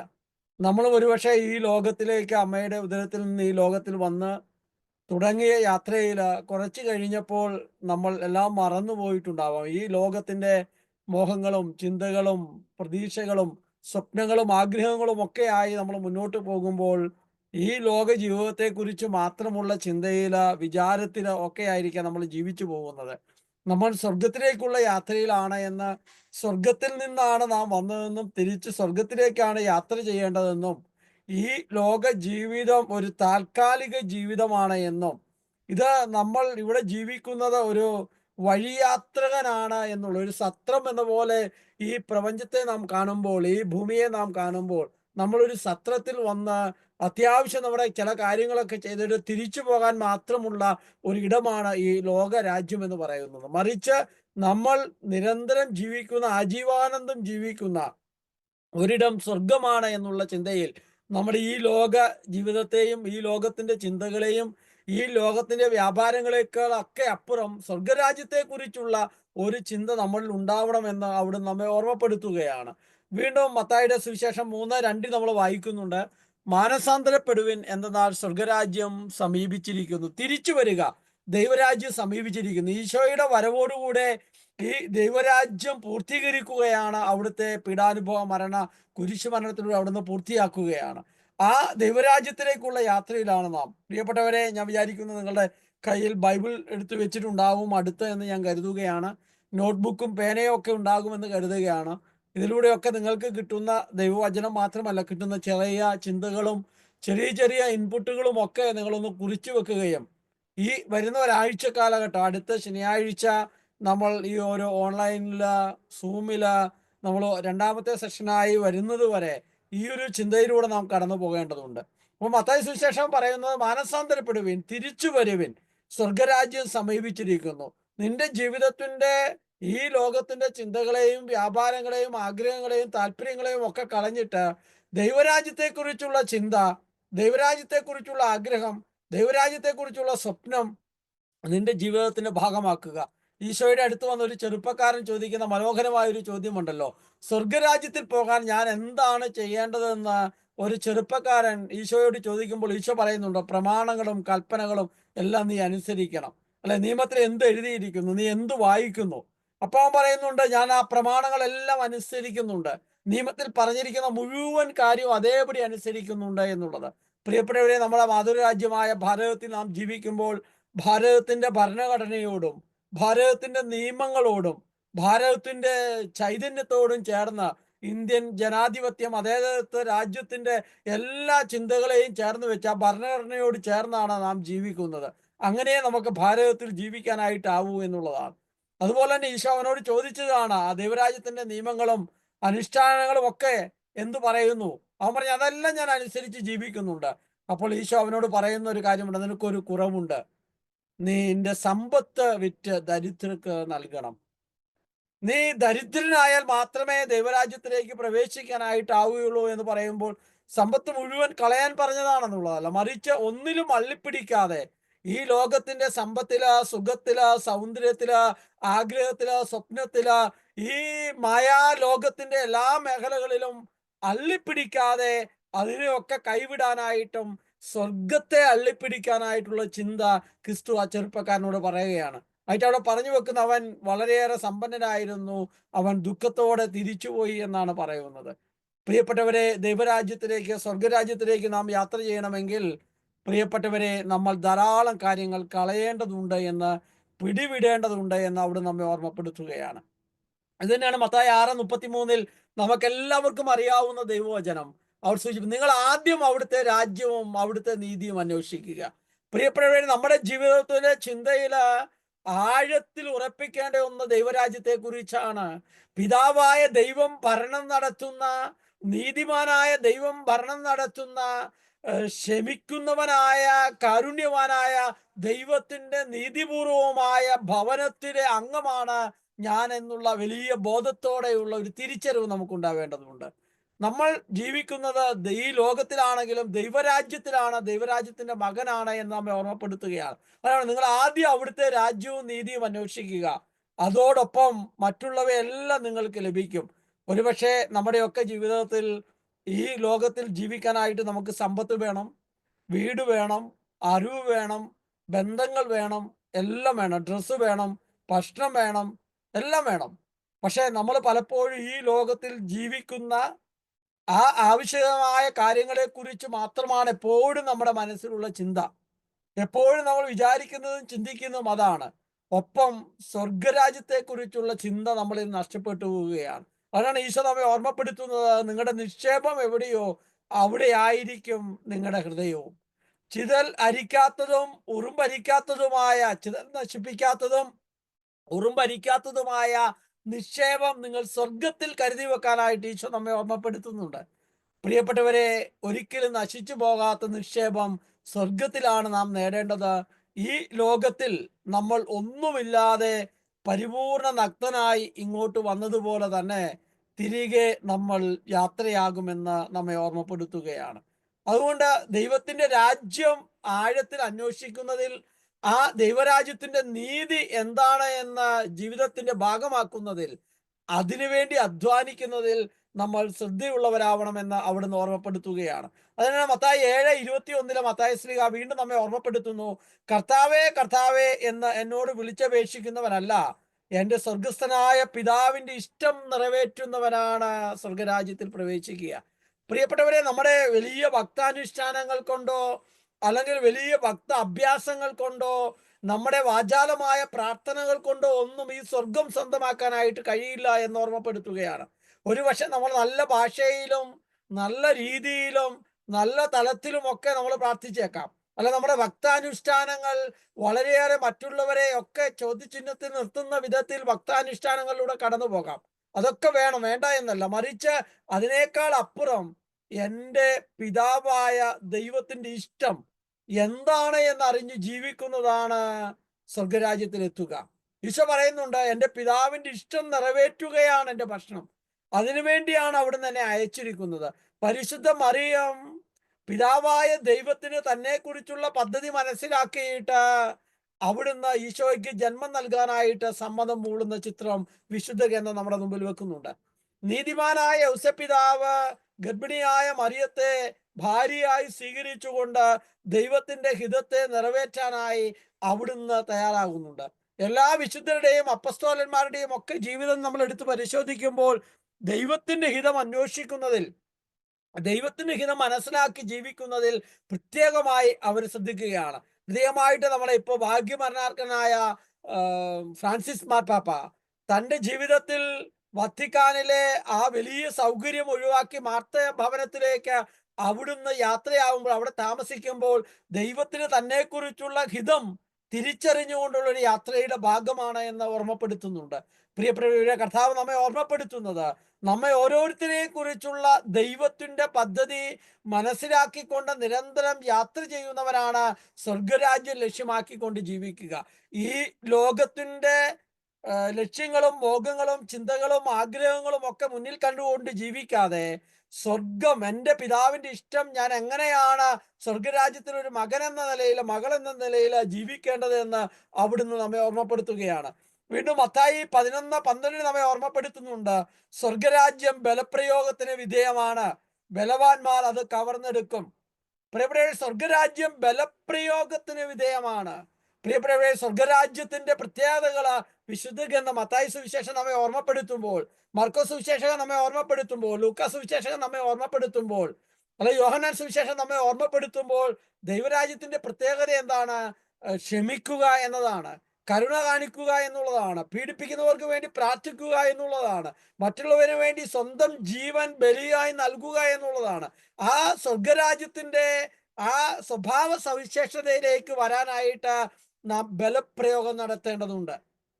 നമ്മുടെ കുടുംബത്തിൽ, നമ്മുടെ ജീവിക്കുന്ന കമ്മ്യൂണിറ്റിയിൽ, പ്രിയപ്പെട്ടവരെ, ദൈവരാജ്യത്തിന്റെ സവിശേഷതയാണ് എന്നെ പ്രയാസപ്പെടുത്തുന്ന, എന്നെ നൊമ്പരപ്പെടുത്തുന്ന, എനിക്ക് പ്രതിസന്ധി ഉണ്ടാക്കുന്നവരോട് പൂർണ്ണമായും ക്ഷമിക്കുന്നതിനും അവർക്ക് വേണ്ടി പ്രാർത്ഥിക്കുന്നതിനും. അങ്ങനെയുള്ളവർ നമ്മുടെ കുടുംബത്തിൽ, നമ്മുടെ മാതാപിതാക്കളോ ജീവിത പങ്കാളിയോ മക്കളോ സഹോദരങ്ങളോ ഒക്കെ ഉണ്ട്, നമ്മുടെ കമ്മ്യൂണിറ്റിയിൽ കൂടെയുള്ളവരുണ്ട്. അപ്പൊ അങ്ങനെ അവരോട് ക്ഷമിക്കാൻ, കരുണ കാണിക്കാൻ, അല്ലെ, അവരോട് വളരെ സ്നേഹത്തോടെ വർത്തിക്കുന്നതിന് ഒക്കെ നമ്മളൊരു ബലപ്രയോഗം വളരെ പ്രധാനപ്പെട്ടതാണെന്ന് പറയുകയാണ്. മത്തായിയുടെ സുവിശേഷത്തിൽ മാത്രം 32 പ്രാവശ്യം ദൈവരാജ്യം എന്ന പദപ്രയോഗം നമ്മൾ കാണുന്നുണ്ട്. അവിടെ ദൈവരാജ്യം വ്യത്യസ്തമായ ഉപമകളിലൂടെ അവിടുന്ന് വിവരിക്കുന്നുണ്ട്. ദൈവരാജ്യം കടുകുമണിക്ക് സദൃശമാണ്. ദൈവരാജ്യം പുളിമാവ് പോലെയാണ്. ദൈവരാജ്യം കാണാതായ നാണയം പോലെയാണ്. ദൈവരാജ്യം വയലിൽ വിതയ്ക്കപ്പെട്ട വിത്ത് പോലെയാണ് എന്നൊക്കെ പറഞ്ഞ് ധാരാളം ഉപമകൾ ദൈവരാജ്യത്തെക്കുറിച്ച് ക്രിസ്തു അവിടെ സൂചിപ്പിക്കുന്നുണ്ട്. പ്രിയപ്പെട്ടവരെ, ആ ഓരോ ഉപമയും നമ്മെ ഓർമ്മപ്പെടുത്തുന്നത് ദൈവരാജ്യം ലക്ഷ്യമാക്കി ജാഗ്രതയോടെ ജീവിക്കണമെന്ന് അവിടെ നമ്മെ ഓർമ്മപ്പെടുത്തുകയാണ്. വീണ്ടും മർക്കോസിന്റെ സുവിശേഷം 1-ാം അധ്യായം 14-15 തിരുവചനങ്ങളിൽ യോഹന്നാൻ ബന്ധനസ്ഥനായപ്പോൾ യേശു ദൈവത്തിന്റെ സുവിശേഷം പ്രസംഗിച്ചുകൊണ്ട് ഗലീലയിലേക്ക് വന്നു. അവൻ പറഞ്ഞു, സമയം പൂർത്തിയായി, ദൈവരാജ്യം സമീപിച്ചിരിക്കുന്നു, അനുദപിച്ച് സുവിശേഷത്തിൽ വിശ്വസിക്കുവിൻ. ദൈവരാജ്യം സമീപസ്ഥമാണ്. നമ്മുടെ ജീവിതത്തെക്കുറിച്ച്, ദൈവരാജ്യത്തിന് വിരുദ്ധമായി ജീവിക്കുന്ന നമ്മുടെ ജീവിതത്തിന്, ഈ ലോക മോഹങ്ങളെക്കുറിച്ചും ചിന്തകളെക്കുറിച്ചും നമ്മൾ ആഴത്തിൽ അനുഭവിച്ച് ജീവിക്കാനുള്ള ശ്രമത്തിൽ നമ്മുടെ ജീവിതത്തിന്റെ വീഴ്ചകളെയും ബലഹീനതകളെയും ഒക്കെ ഓർത്ത് അനുദപിച്ച് തിരിച്ചു വരാൻ അവിടുന്ന് ആവശ്യപ്പെടുകയാണ്. കം ബാക്ക്, തിരിച്ചു നീ വരൂ ദൈവരാജ്യത്തിലേക്ക് എന്നുള്ളതാണ്. പ്രത്യേകമായിട്ട് ധൂർത്തപുത്രന്റെ ഉപമ നമ്മെ ഓർമ്മപ്പെടുത്തുന്നുണ്ട്. അവൻ തൻ്റെ പിതാവിന്റെ ഭവനത്തിന്റെ എല്ലാ സമ്പന്നതും വളരെ സുഭിക്ഷമായി അനുഭവിച്ചവൻ എല്ലാം മേടിച്ചുകൊണ്ട് ദൂരദേശത്ത് പോയി, ഈ ലോകത്തിലേക്ക് പോയി, ആ മോഹങ്ങളും ഇഷ്ടങ്ങളും ആഗ്രഹങ്ങളും ഒക്കെ പൂർത്തീകരിച്ച എല്ലാം കളഞ്ഞ് ഏറ്റവും മോശമായ അവസ്ഥയിൽ നിൽക്കുമ്പോൾ അവൻ തിരികെ ദൈവരാജ്യത്തെക്കുറിച്ച്, പിതാവിന്റെ ഭവനത്തെക്കുറിച്ച് ഓർക്കുന്നുണ്ട്. അവൻ തിരിച്ച് പിതാവിന്റെ ഭവനത്തേക്ക് വരുന്നുണ്ട്. പിതാവ് അവനെ സ്നേഹത്തോടെ വളരെ മാലിന്യം നിറഞ്ഞ, വളരെയേറെ എന്താ പറയുന്ന, കണ്ടാൽ മനസ്സിലാക്കാൻ കഴിയാത്ത വിധത്തിലെ വികൃതമായി മാറ്റപ്പെട്ട, അത്രമാത്രം സ്മെല്ല് അനുഭവിക്കുന്ന, ദുർഗന്ധം ഭവിപ്പിക്കുന്ന അവനെ പിതാവായ ദൈവം ചേർത്ത് പിടിച്ചുകൊണ്ട് ദൈവരാജ്യം എന്താണ് എന്ന് പങ്കുവെക്കുകയാണ്. പ്രിയപ്പെട്ടവരെ, നമ്മെ ഓരോരുത്തരെയും ഈ ധൂർത്തപുത്രൻ തിരിച്ചു വന്നതുപോലെ ഒരുപക്ഷെ നമ്മുടെ ജീവിതത്തിന്റെ എല്ലാ നന്മയും നശിപ്പിച്ചിട്ട്, അല്ലെങ്കിൽ ദുർഗന്ധം വമിക്കുമാരെ നമ്മുടെ ഉള്ളിൽ ചീഞ്ഞളിയുന്ന ഒരു മനുഷ്യനുണ്ട് എന്നും, അല്ലെങ്കിൽ നമ്മുടെ വീടെല്ലാം വിട്ടിട്ട് ഈ ലോകത്തിന്റെ എല്ലാ മാലിന്യങ്ങളും ചപ്പുചവറുകളും സ്വീകരിച്ച നമ്മൾ അത്രമാത്രം കണ്ടാൽ ദൈവമകനെന്ന് തിരിച്ചറിയാൻ കഴിയാത്ത വിധം, ദൈവമകളെന്ന് തിരിച്ചറിയാൻ കഴിയാത്ത വിധം വികൃതവും വിരൂപവുമായി പോയിട്ടുണ്ടാവാം. പക്ഷെ കർത്താവ് നമ്മെ ഓർമ്മപ്പെടുത്തുന്നു, ഇന്ന് നീ തിരിച്ചു വരൂ ദൈവരാജ്യത്തിലേക്ക്. അവൻ നമ്മെ കുളിപ്പിച്ച്, നമ്മളെ ശുദ്ധി വരുത്തി, നമ്മളെ പുതുവസ്ത്രങ്ങൾ ധരിപ്പിച്ച്, അവിടുത്തെ പുത്രൻ പുത്രി എന്ന നിലയിൽ ബഹുമാനത്തോടെ നമുക്ക് നല്ല ഭക്ഷണങ്ങൾ നൽകിക്കൊണ്ട് അവൻ ചേർത്ത്, തന്റെ മാറോട് ചേർത്ത് പിടിക്കുന്ന ആ ദൈവരാജ്യത്തിലേക്കുള്ള തിരിച്ചുപോക്കിനെ കുറിച്ച് അവിടെ നമ്മെ ഓർമ്മപ്പെടുത്തുകയാണ്. ഈ രാത്രിയിൽ ഈ ദൈവവചനമാണ് അവിടെ നമ്മെ ഓർമ്മപ്പെടുത്തുന്നത്. നീ തിരിച്ച് ദൈവരാജ്യത്തിലേക്ക് പോകണമെന്ന് നമ്മെ ഓർമ്മപ്പെടുത്തുകയാണ്. വീണ്ടും ലൂക്കായുടെ സുവിശേഷം 4:43 ഈശോ പറയുന്നുണ്ട്. അവൻ പറഞ്ഞു, മറ്റു പട്ടണങ്ങളിലും ഞാൻ ദൈവരാജ്യത്തിന്റെ സുവിശേഷം പ്രസംഗിക്കേണ്ടിയിരിക്കുന്നു, അതിനു വേണ്ടിയാണ് ഞാൻ അയക്കപ്പെട്ടിരിക്കുന്നത്. പ്രിയപ്പെട്ട തോമസ് അച്ഛൻ നമ്മെ ഓർമ്മപ്പെടുത്തിയതുപോലെ ഈ ദൈവരാജ്യം ജീവിക്കുകയും, ഈ ദൈവരാജ്യം ഞാൻ ജീവിക്കുന്ന കുടുംബത്തിലും കമ്മ്യൂണിറ്റിയിലും ചുറ്റുപാടും ഈ ദൈവരാജ്യം പ്രസംഗിക്കാൻ വേണ്ടിയാണ് അവിടുന്ന് നമ്മെ തെരഞ്ഞെടുത്തിരിക്കുന്നത്. ഈശോ പറയുകയാണ്, എന്നെ അതിനാണ് അയച്ചിരിക്കുന്നത്. ഞാൻ നിങ്ങളെ തെരഞ്ഞെടുത്തിരിക്കുന്നതും നിങ്ങളെ അയക്കുന്നതും അതിനു വേണ്ടിയാണ് അവിടുന്ന് ഓർമ്മപ്പെടുത്തുകയാണ്. ലൂക്കായുടെ സുവിശേഷം 16:16 നമ്മൾ വായിക്കുന്നു, ദൈവരാജ്യം പ്രസംഗിക്കപ്പെടുന്നു, എല്ലാവരും ബലം പ്രയോഗിച്ച് അതിൽ പ്രവേശിക്കുകയാണ്. അപ്പം വലിയൊരു ബലപ്രയോഗം, നുണ പറയാതിരിക്കാനായിട്ടുള്ള ഒരു ബലപ്രയോഗം നമ്മുടെ ജീവിതത്തിൽ ഉണ്ടാവണം. അല്ലെങ്കിൽ നമ്മുടെ ജീവിതത്തിൽ പ്രത്യേകമായിട്ട് ഈ ഒരു അർത്ഥത്തിൽ ദൈവരാജ്യത്തെക്കുറിച്ചുള്ള ചിന്ത നഷ്ടപ്പെട്ടു പോകാതിരിക്കാനുള്ള ബലപ്രയോഗം ഉണ്ടാവണം. കള്ളത്തരം കാണിക്കാതെ, വക്രത കാണിക്കാതെ, അനീതി പ്രവർത്തിക്കാതെ ജീവിക്കാനായിട്ടുള്ള ഒരു ബലപ്രയോഗം നമ്മുടെ ജീവിതത്തിൽ ഉണ്ടാവണം. പെട്ടെന്ന് ഞാൻ വിചാരിക്കുന്ന, അടുത്ത നാളിൽ ഞാൻ ഒരു സാധനമൊക്കെ മേടിച്ച് കടയിൽ നിന്ന് തിരിച്ചു വന്ന് വീട്ടിൽ വന്ന് ബില്ലൊക്കെ നോക്കിയപ്പോൾ കടക്കാരന് കൊടുത്ത കാശ് കുറച്ച് കുറവാണ്. പിറ്റേ ദിവസം ഞാൻ വണ്ടിക്കൂലി മുടക്കി അവിടെ കൊണ്ടുപോയി കൊടുത്തപ്പോൾ അവൻ പറഞ്ഞു, അയ്യോ നിക്ക് ഫോട്ടോ എടുക്കട്ടെ. ഞാൻ പറഞ്ഞു, ഫോട്ടോ എടുക്കാൻ വേണ്ടിയല്ല, കാരണം ഈ തുക നിനക്ക് അവകാശപ്പെട്ടതാണ്. കള്ളത്തരം കാണിക്കാനായിട്ട്, വക്രത കാണിക്കാനായിട്ട് പാടില്ല എന്ന് ദൈവരാജ്യ ചിന്ത എന്നെ പഠിപ്പിച്ചിട്ടുണ്ട്. ആ ചിന്ത ആ അവസരങ്ങളിൽ പ്രത്യേകമായിട്ട് അത് ടിക്കറ്റ് എടുക്കാതെ യാത്ര ചെയ്യാതിരിക്കാൻ, അല്ലെ നിയമങ്ങൾ അനുസരിക്കാനായിട്ട് ഒക്കെ ഈ ദൈവരാജ്യം നമ്മുടെ ഉള്ളിൽ വരുമ്പോൾ, അതിനുവേണ്ടി ബലപ്രയോഗം നടത്തുമ്പോൾ, പ്രിയപ്പെട്ടവരെ, നുണ പറയാതിരിക്കാൻ, കള്ളത്തരം കാണിക്കാതിരിക്കാൻ, ചീത്തവാക്ക് പറയാതിരിക്കാൻ ഒക്കെയുള്ള ഒരു ബലപ്രയോഗം നമ്മുടെ അനുദിന ജീവിതത്തിൽ, ഞാൻ വിചാരിക്കുന്നു എൻ്റെ അനുദിന ജീവിതത്തിൽ അങ്ങനത്തെ ഒരു ബലപ്രയോഗം ചിലപ്പോഴൊക്കെ ഉള്ളിൽ ഇങ്ങനെ തികട്ടി വരുമ്പോൾ, അല്ലെങ്കിൽ ഇങ്ങനെ പൊന്തി വരുമ്പോൾ, ഒന്നും മിണ്ടാതിരിക്കാനായിട്ടുള്ള, അല്ലെങ്കിൽ നിശബ്ദനായിട്ടിരിക്കാനായിട്ടുള്ള ഒരു ചിന്ത ഈ ദൈവരാജ്യം നമ്മുടെ ഉള്ളിൽ ആഴത്തിൽ ഉണ്ടാക്കും. ക്രിസ്തു പിലാത്തോസിന്റെ മുമ്പിൽ നിൽക്കുമ്പോൾ നിശബ്ദനായി നിൽക്കുന്ന ക്രിസ്തുവിന്റെ ചിത്രം ഈ ദൈവരാജ്യം നമ്മുടെ ആഴത്തിൽ വരുമ്പോൾ, പ്രിയപ്പെട്ടവരെ, നമ്മളൊക്കെ നമ്മുടെ അനുദിന ജീവിതത്തിൽ, നമ്മുടെ ചുറ്റുപാട്, നമ്മൾ ജീവിക്കുന്ന കുടുംബത്തിൽ, നമ്മളുമായി ഇടപെടുന്ന മനുഷ്യരോട് നമ്മളെ വായും കൊണ്ട് എന്തേലും സംസാരിക്കുന്നു, എന്തൊക്കെ പറയുന്നു, ചിലപ്പോൾ നമ്മളെ കൺട്രോൾ എല്ലാം വിട്ടുപോകും. അല്ല, ദേഷ്യവും അരിശവും വാശിയും എല്ലാം നമുക്ക് വരും മനുഷ്യൻ എന്ന നിലയിൽ. പക്ഷെ ഈ ദൈവരാജ്യം നമ്മളിൽ വളരുന്നത് അനുസരിച്ച്, പ്രിയപ്പെട്ടവരെ, നമ്മളെ ബലം പ്രയോഗിച്ച് ഈ ദൈവരാജ്യം നമ്മളിൽ വളരുന്നത് കാണാനായിട്ട് പറ്റുമെന്നുള്ളതാണ്. ലൂക്കായുടെ സുവിശേഷം 18:17 നമ്മൾ വായിക്കുന്നത്, ലൂക്കാ സുവിശേഷം പറയുകയാണ്, സത്യസത്യമായി ഞാൻ നിങ്ങളോട് പറയുന്നു, ശിശുക്കളെ പോലെ ദൈവരാജ്യം സ്വീകരിക്കാത്ത ആരും അതിൽ പ്രവേശിക്കുകയില്ല. പ്രിയപ്പെട്ടവരെ, ശിശുസഹജമായ മനോഭാവത്തോടെ നമ്മൾ അതിൽ കടന്നു പോകുന്നില്ലെങ്കിൽ നമുക്ക് ദൈവരാജ്യത്തിൽ കാണാൻ പറ്റില്ല. ശിശുക്കളുടെ പ്രത്യേകത എന്താണ്? അവർ എപ്പോഴും മാതാപിതാക്കൾ ആശ്രയം വെക്കുന്നവരാണ്. ചെറിയൊരു പട്ടിയെ കണ്ടാൽ, പൂച്ചയെ കണ്ടാൽ, പേടിപ്പിക്കുന്ന എന്ത് കാര്യം കണ്ടാൽ ഓടി അപ്പൻ്റെ അമ്മയുടെ അടുത്ത് വരും. ഭക്ഷണം കഴിക്കണമെങ്കിലാവട്ടെ, വെള്ളം കുടിക്കണമെങ്കിലാവട്ടെ, എന്തും ആവട്ടെ, എപ്പോഴും മാതാപിതാക്കളിൽ ആശ്രയിക്കുന്ന ആ ശിശുസഹജമായ മനോഭാവം പോലെ ദൈവരാജ്യത്തിൽ ഒരു മകൻ എന്ന നിലയിൽ, മകൾ എന്ന നിലയിൽ ദൈവത്തിൽ എപ്പോഴും ആശ്രയിക്കുന്ന, ദൈവത്തോട് എപ്പോഴും ബന്ധം പുലർത്തുന്ന, അപ്പനും അമ്മയും കുഞ്ഞുങ്ങളെ വഴക്ക് പറയുമ്പോഴും, എനിക്കറിയാം 6 വയസ്സായ ഒരു എൻ്റെ ഏറ്റവും ഇളയ മോളുണ്ട്. എന്തെങ്കിലും പറഞ്ഞ ഉടനെ മുഖമൊക്കെ വീർപ്പിച്ച് അവിടെ പോയി കുത്തിയിരിക്കും.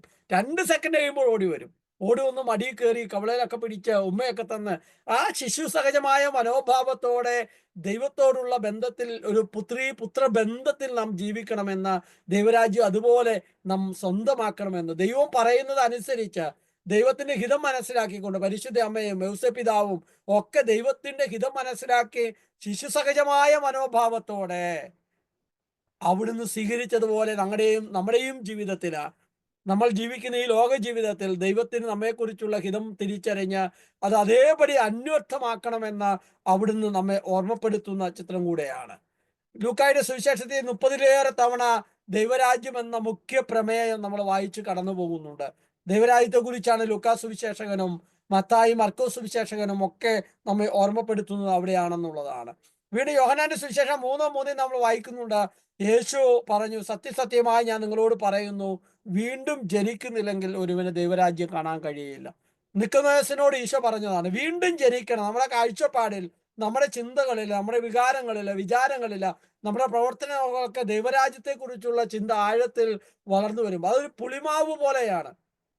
പ്രിയപ്പെട്ട അമ്മമാർക്കറിയാം, ചേച്ചിമാർക്കറിയാം, അല്ല ചേട്ടന്മാർക്കറിയാം, മാവ് കുഴച്ചു വെച്ചാൽ ആ മാവ് മുഴുവൻ എങ്ങനെയാണ് പുളിപ്പുള്ളതായി മാറുന്നത് നമ്മൾ കണ്ടിട്ടില്ല. പക്ഷെ അത് സാവധാനം മാവ് മൊത്തം പുളിപ്പായി മാറുകയാണ്.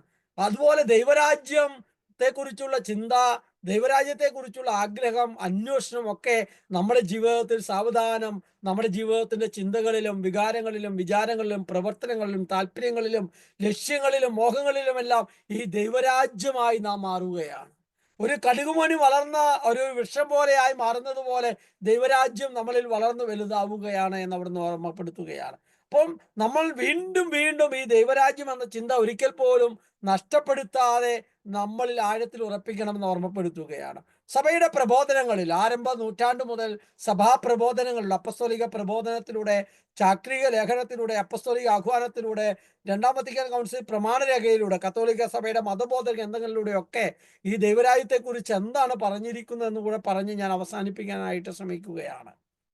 ഇവിടെ പ്രധാനമായും പോൾ 6-ാമൻ മാർപ്പാപ്പ 1975 ഡിസംബർ 8 പുറപ്പെടുവിച്ച അപ്പസ്തോലിക പ്രബോധനത്തിന് അതിന്റെ 6-ാമത്തെ നമ്പറിൽ പറയുകയാണ്, ദൈവരാജ്യത്തിന്റെ സുവിശേഷം ഞാൻ പ്രസംഗിക്കേണ്ടിയിരിക്കുന്നു എന്നാണ് ക്രിസ്തു തന്നെ പറഞ്ഞിട്ടുള്ളതും ലൂക്കായുടെ സുവിശേഷത്തിൽ രേഖപ്പെടുത്തിയിട്ടുള്ളതും. അപ്പോൾ ലൂക്കായുടെ സുവിശേഷം 4:4 പറഞ്ഞിരിക്കുന്ന അതേ കാര്യം പറഞ്ഞുകൊണ്ട് 1975 ഇറക്കിയ അപ്പസ്തോലിക പ്രബോധനത്തിൽ പോൾ ആറാമൻ മാർപ്പാപ്പ പറയുകയാണ്, ദൈവരാജ്യമാണ് ഏറ്റവും പ്രധാനപ്പെട്ടത്. ക്രിസ്തു വന്നത് ഈ ദൈവരാജ്യം പ്രഘോഷിക്കാനാണ്. ക്രിസ്തു തന്റെ ജീവിതത്തിൽ ഈ ദൈവരാജ്യം പൂർത്തിയാക്കിയെന്ന് അവിടുന്ന് ഓർമ്മപ്പെടുത്തുന്നുണ്ട്. വീണ്ടും അതിന്റെ 8ാമത്തെ നമ്പറിൽ പറയുന്നുണ്ട്, സുവിശേഷ പ്രഘോഷകൻ എന്ന നിലയിൽ ക്രിസ്തു ആദ്യമായി ഒരു ദൈവരാജ്യത്തെ പറ്റി പ്രഖ്യാപിക്കുന്നു. ആ ദൈവരാജ്യം ഏറ്റവും പ്രധാനപ്പെട്ടതാണ്. ദൈവരാജ്യം സർവപ്രധാനമാണ്. മറ്റുള്ളവയ്ക്കെല്ലാം ആവേശിക പ്രാധാന്യമേ ഉള്ളൂ. ഈ ദൈവരാജ്യത്തിന്റെ പൗരന്മാരായിരിക്കുക എന്നതിലുള്ള ആനന്ദം വിവിധ രീതികളിൽ വർണ്ണിക്കുന്നത് അവിടുന്ന് ഉത്സുകനായിരുന്നു. പ്രിയപ്പെട്ടവരെ, നമ്മളൊക്കെ ദൈവരാജ്യത്തിന്റെ പൗരനാണ്, മകനാണ്, മകളാണ് എന്നതിലുള്ള ഒരു അഭിമാനത്തോടെ, ഒരു നിറവോടെ പ്രിയപ്പെട്ടവരെ നമ്മളൊക്കെ ജീവിക്കണമെന്ന് നമ്മെ സഭ ഓർമ്മപ്പെടുത്തുകയാണ്. വീണ്ടും നമ്മൾ മുന്നോട്ട് പോകുമ്പോൾ ജോൺ പോൾ രണ്ടാമൻ മാർപ്പാപ്പ രക്ഷകന്റെ മിഷൻ എന്ന തന്റെ ചാക്രിക ലേഖനത്തിൽ 1990 എഴുതിയ ആ ചാക്രിക ലേഖനത്തിൽ ഭാഗ്യമരണാർക്കനായ വിശുദ്ധ ജോൺ പോൾ രണ്ടാമൻ മാർപ്പാപ്പ പറയുകയാണ്, ദൈവിക പദ്ധതിയെ പൂർണ്ണതയിലേക്ക് നയിക്കുന്നത് നസ്രായനായ യേശുവാണ്. അവിടുന്ന് പറഞ്ഞു, സമയം പൂർത്തിയായിരിക്കുന്നു, ദൈവരാജ്യം സമാഗതമായിരിക്കുന്നു. അനുദപിച്ച് സുവിശേഷത്തിൽ വിശ്വസിക്കുവിൻ. ദൈവരാജ്യത്തിന്റെ സ്ഥാപനവും പ്രഘോഷണവുമാണ് തന്റെ ദൗത്യം, ലക്ഷ്യം. ഇതിനായിട്ടത്രേ ഞാൻ ഈ ലോകത്തിലേക്ക് അയക്കപ്പെട്ടിരിക്കുന്നത്. അപ്പൊ വളരെ കൃത്യമായി പറയാണ്, ഈശോ ഈ ലോകത്തിലേക്ക് വന്നത് ഈ ദൈവരാജ്യം ആദിമ മാതാപിതാക്കളിലൂടെ നഷ്ടപ്പെട്ടു പോയ, പർദീസയിൽ വെച്ച് നഷ്ടപ്പെട്ടു പോയ ആ ദൈവരാജ്യം തിരികെ മേടിക്കുന്നതിനും സ്വന്തമാക്കുന്നതിനും ആ ദൈവരാജ്യത്തിലേക്ക് നമ്മെ കൊണ്ടുപോകുന്നതിനുമാണ്. ഈ ഉയർപ്പ് തിരുനാളിന്റെ ഈ കാലയളവ് നമ്മെ ഓർമ്മപ്പെടുത്തുന്നത്, ഈശോ പീഡ സഹിച്ച് മരിച്ച് അരുളി ചെയ്തതുപോലെ 3-ാം ദിനം ഉയർത്തെഴുന്നേറ്റ് ഇന്നും നമ്മോടൊപ്പം വസിക്കുന്നത്, സാത്താന്റെ അടിമത്തത്തിൽ നിന്ന് നഷ്ടപ്പെട്ടു പോയ ദൈവരാജ്യത്തെ മുഴുവൻ തിരികെ പിടിച്ച് നമ്മളെ ഓരോരുത്തരെയും ദൈവരാജ്യത്തിലേക്ക് നയിച്ചു എന്നുള്ള വലിയ സന്തോഷത്തിന്റെ സദ്വാർത്തയാണ് എന്ന് ഈ ഉദ്ധാനത്തിന്റെ കാലഘട്ടത്തിൽ നമ്മെ ഓർമ്മപ്പെടുത്തുകയാണ്. വീണ്ടും ജോൺ പോൾ രണ്ടാമൻ മാർപ്പാപ്പ രക്ഷകന്റെ വിഷയം എന്ന ചക്രീയ ലേഖനത്തില് അതിന്റെ 14-15 മനോഹരമായി അവിടുന്ന് പറയുന്നുണ്ട്, യേശു തന്റെ രാജ്യത്തിന്റെ സ്വഭാവവും നിബന്ധനകളും തന്റെ വാക്കുകളിലൂടെയും പ്രവൃത്തികളിലൂടെയും വ്യക്തമാക്കുന്നുണ്ട്. ദൈവരാജ്യത്തിന്റെ സ്വഭാവം എന്താണ്? ഒരു ചെകിട്ട് തടച്ചാൽ മറു ചെകിട് കാണിച്ചു കൊടുക്കുക, രണ്ടുടുപ്പുള്ളവൻ ഒന്നില്ലാത്തവന് കൊടുക്കുക, ശത്രുക്കളെ സ്നേഹിക്കുക, പീഡിപ്പിക്കുന്നവരെ അനുഗ്രഹിക്കുക, മറ്റൊരുവിന് വേണ്ടി ജീവിതം തന്നെ ഹോമിക്കുന്നതിന് നഷ്ടപ്പെടുത്തുന്നതിന് തയ്യാറാവുക എന്നുള്ള ദൈവരാജ്യത്തിന്റെ സ്വഭാവ സവിശേഷത ഒക്കെ പറയുകയാണ്. അതിന് നിബന്ധനകൾ പറയുകയാണ്. 10 കൽപ്പനകൾ അവിടുന്ന് ഓർമ്മപ്പെടുത്തുകയാണ്. അത് പറയുകയാണ്, ക്രമേണ വെളിപ്പെടുത്തി തരികയാണ്. ദൈവരാജ്യം സമസ്ത മാനവരാശിക്കും വേണ്ടിയുള്ളതാണ്. സകലരും അതിലെ അംഗങ്ങളാകാൻ വിളിക്കപ്പെട്ടിരിക്കുന്നു. നമ്മൾ ഉദ്ഘാടനം ചെയ്ത തോമസ് അച്ഛൻ നമ്മെ ഓർമ്മപ്പെടുത്തി, ഈ ദൈവരാജ്യം നമ്മുടെ ആരുടെയും കുത്തകയായിട്ടുള്ള കാര്യമല്ല. ഈ ലോകത്തിലുള്ള സർവ്വ മനുഷ്യരും ഈ ദൈവരാജ്യത്തിലെ അംഗങ്ങളാണ് എന്ന് നമ്മൾ എപ്പോഴും തിരിച്ചറിയേണ്ടതുണ്ട്. അവരൊക്കെ അതിലേക്ക് വിളിക്കപ്പെട്ടിരിക്കുകയാണ്. ഈ സത്യത്തിന് കൂടുതൽ ഊന്നൽ കൊടുക്കുവാനാണ് സമൂഹത്തിലെ അധസ്ഥിതരോട് യേശു കൂടുതൽ അടുത്ത് പെരുമാറുന്നത്. ഫ്രാൻസിസ് മാർപ്പാപ്പ പറയുന്നുണ്ട്, വേദനിക്കുന്നവരെ, രോഗികളെ, പാർശ്വവൽക്കരിക്കപ്പെട്ടവരെ, സമൂഹത്തിൽ നിന്ന് പുറന്തള്ളപ്പെട്ടവരെ, പുറമ്പോക്കിലേക്ക്, സമൂഹത്തിന്റെ അതിർവരമ്പുകളിലേക്ക് പിന്തള്ളപ്പെട്ടവരെ നാം ചേർത്ത് പിടിക്കേണ്ടത് ഈ ദൈവരാജ്യ അനുഭവം നമുക്ക് ഉണ്ടാകുമ്പോൾ മാത്രമേ, നാം ദൈവരാജ്യത്തിന്റെ ഭാഗമാണെന്ന് തിരിച്ചറിയുമ്പോഴേ പ്രിയപ്പെട്ടവരെ, നാം ജീവിക്കുന്ന ചുറ്റുപാടുകൾ സമൂഹത്തിന്റെ അതിർവരമ്പുകളിലേക്ക് പുറന്തള്ളപ്പെട്ട, പാർശ്വവൽക്കരിക്കപ്പെട്ട, പല കാരണങ്ങൾ കൊണ്ടും പുറന്തള്ളപ്പെട്ട എല്ലാ മനുഷ്യരെയും ചേർത്ത് പിടിക്കാനായിട്ട്, ഒരുമിച്ച് പിടിക്കാനായിട്ട് നമുക്ക് പറ്റുകയുള്ളൂ. ആ ദൈവരാജ്യം നമ്മുടെ ഉള്ളിൽ വളരുന്നതിൻ്റെ ആഴവും തോതും അനുസരിച്ച് പ്രിയപ്പെട്ടവരെ, സമൂഹത്തിന്റെ പാർശ്വവൽക്കരിച്ച ഇടങ്ങളിലേക്ക്, അല്ലെങ്കിൽ സമൂഹത്തിന്റെ അതിർവരമ്പുകളിലുള്ളവരിലേക്ക് നമ്മൾ ഇറങ്ങുമെന്നുള്ളതാണ്. മറ്റു മാർപ്പാപ്പ ഓർമ്മപ്പെടുത്തുകയാണ്, മനുഷ്യബന്ധങ്ങളെ പുതിയ രൂപഭാവങ്ങളിൽ ക്രമപ്പെടുത്തുകയാണ് ദൈവരാജ്യത്തിന്റെ ലക്ഷ്യം. ദൈവരാജ്യത്തിന്റെ ലക്ഷ്യം മനുഷ്യബന്ധങ്ങളെ പുതിയ രൂപഭാഗങ്ങളിൽ ക്രമപ്പെടുത്തുകയാണ്. മനുഷ്യർ തമ്മിൽ സ്നേഹിക്കാനും ക്ഷമിക്കാനും ശുശ്രൂഷിക്കാനും സന്നദ്ധരാകുന്നതനുസരിച്ച് ദൈവരാജ്യം ക്രമേണ വളരും. പ്രിയപ്പെട്ട, ദൈവരാജ്യം എങ്ങനെയാണ് നമ്മുടെ ഉള്ളിൽ വളരുക? നമ്മൾ തമ്മിൽ സ്നേഹിക്കുമ്പോൾ, ക്ഷമിക്കുമ്പോൾ, ശുശ്രൂഷ ചെയ്യുന്നതനുസരിച്ച് ഈ ദൈവരാജ്യം നമ്മുടെ ഉള്ളിൽ ക്രമേണ വളർന്നു വരികയാണ്. ദൈവരാജ്യത്തിന്റെ ലക്ഷ്യവും സ്വഭാവവും സമസ്ത മാനവരാശിയുടെയും സമ്പൂർണമായ ഐക്യമാണ്. പ്രിയപ്പെട്ടവരെ, ഇന്ന് ഈ നാളുകളിൽ നമുക്കറിയാം, വലിയ പ്രതിസന്ധികളിലൂടെ കടന്നു പോകുകയാണ്. പ്രിയപ്പെട്ടവരെ, ഭാരതം വലിയൊരു യുദ്ധത്തിന്റെ ഏറ്റവും അടുത്ത് നിൽക്കുകയാണ്. വർഗീയമായി ധ്രുവീകരിക്കപ്പെടുന്ന വലിയ പ്രശ്നങ്ങളുണ്ട്. ലോകമെമ്പാടും വലിയ പ്രതിസന്ധിയിലൂടെ, പ്രകൃതിക്ഷോഭങ്ങളിലൂടെ, മതങ്ങൾ തമ്മിലുള്ള പ്രശ്നങ്ങളുണ്ട്, രാജ്യങ്ങൾ തമ്മിലുള്ള പ്രശ്നങ്ങളുണ്ട്. അങ്ങനെ വലിയ പ്രതിസന്ധിയിലൂടെ കടന്നു പോവുക, ഐക്യമില്ലായ്മയുടെ വലിയ ചിത്രം നമ്മൾ കാണുന്നുണ്ട്. സഭ പുതിയ ഇടയന് വേണ്ടി തെരഞ്ഞെടുക്കപ്പെടുകയും സഭ ധാരാളം പ്രയാസങ്ങളിലൂടെ കടന്നു പോവുകയും ചെയ്യുമ്പോൾ ഈ ദൈവരാജ്യം വരുന്നിടത്താണ് സമ്പൂർണമായ ഐക്യം പ്രദാനം ചെയ്യുന്നത്. മനുഷ്യരും തമ്മിലും മനുഷ്യരും ദൈവവും തമ്മിലുള്ള സമ്പൂർണമായ കൂട്ടായ്മ രൂപപ്പെടുന്നത് ദൈവരാജ്യത്തിലാണ് എന്ന് സൂചിപ്പിക്കുകയാണ്. ഭാഗ്യമനാർഹനായ ഫ്രാൻസിസ് മാർപ്പാപ്പ സുവിശേഷത്തിന്റെ സന്തോഷത്തെ നമ്മെ ഓർമ്മപ്പെടുത്തുന്നുണ്ട്. സുവിശേഷം ദൈവരാജ്യത്തെ കുറിച്ചുള്ളതാണ്. പ്രിയപ്പെട്ടവരെ, അനുദിനം നാം വായിക്കുന്ന സുവിശേഷം മുഴുവൻ ദൈവരാജ്യത്തെ കുറിച്ചുള്ളതാണ്. നമ്മുടെ ലോകത്തിൽ ഭരണം നടത്തുന്ന സ്നേഹസമ്പൂർണനായ ദൈവത്തെ കുറിച്ചുള്ളതാണ്.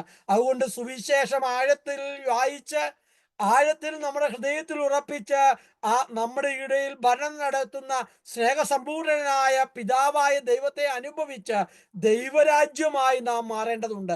അവിടുന്ന് പറയുകയാണ്, അവിടുന്ന് നമ്മുടെ ഉള്ളിൽ ഭരണം നടത്തുന്നതനുസരിച്ച് സാമൂഹിക ജീവിതം സാമ്പത്തിക സാഹോദര്യത്തിനും നീതിക്കും സമാധാനത്തിനും മഹത്വത്തിനുമുള്ള ഒരു പശ്ചാത്തലമാകും. അങ്ങനെ ക്രൈസ്തവ പ്രഭാഷണവും ക്രൈസ്തവ ജീവിതവും സമൂഹത്തെ സ്വാധീനിക്കാനുള്ളതാണ്. നമ്മളൊക്കെ ദൈവരാജ്യം നമ്മുടെ ഉള്ളിൽ സംസ്ഥാപമായിക്കൊണ്ട് ദൈവരാജ്യം അനുസരിച്ച് നാം ജീവിക്കുമ്പോൾ, പ്രിയപ്പെട്ടവരെ, നമ്മുടെ ചുറ്റുപാടും ജനത്തെ സ്വാധീനിക്കുവാൻ അവരുടെ ഉള്ളിൽ ഈ ദൈവരാജ്യം ആഴത്തിൽ വേരുറപ്പിക്കാനായിട്ട് പ്രത്യേകമായിട്ട് വരും. രണ്ടാം വത്തിക്കാൻ കൗൺസിൽ പ്രമാണരേഖ, തിരുസഭയെക്കുറിച്ചുള്ള ഡോഗ്മാറ്റിക് കോൺസ്റ്റിറ്റ്യൂഷനിലും പറയുന്നതാണ്, ദൈവരാജ്യം സമീപിച്ചിരിക്കുന്നു എന്ന വാക്കുകളിലൂടെയാണ് അവിടുന്ന് ഈശോ തൻ്റെ ദൈവരാജ്യം ആരംഭിക്കുന്നത്. ദൈവരാജ്യത്തിന്റെ ആഗമനത്തിന്റെയും മംഗളവാർത്ത വിളംബരം ചെയ്തുകൊണ്ട് കർത്താവായ ഈശോ തൻ്റെ സഭയ്ക്ക് ആരംഭം ഇടുകയാണ്. അപ്പൊ ഈ ദൈവരാജ്യം നമ്മുടെ ഉള്ളിൽ, നമ്മളിലാണ് ആരംഭിച്ചിരിക്കുന്നത്.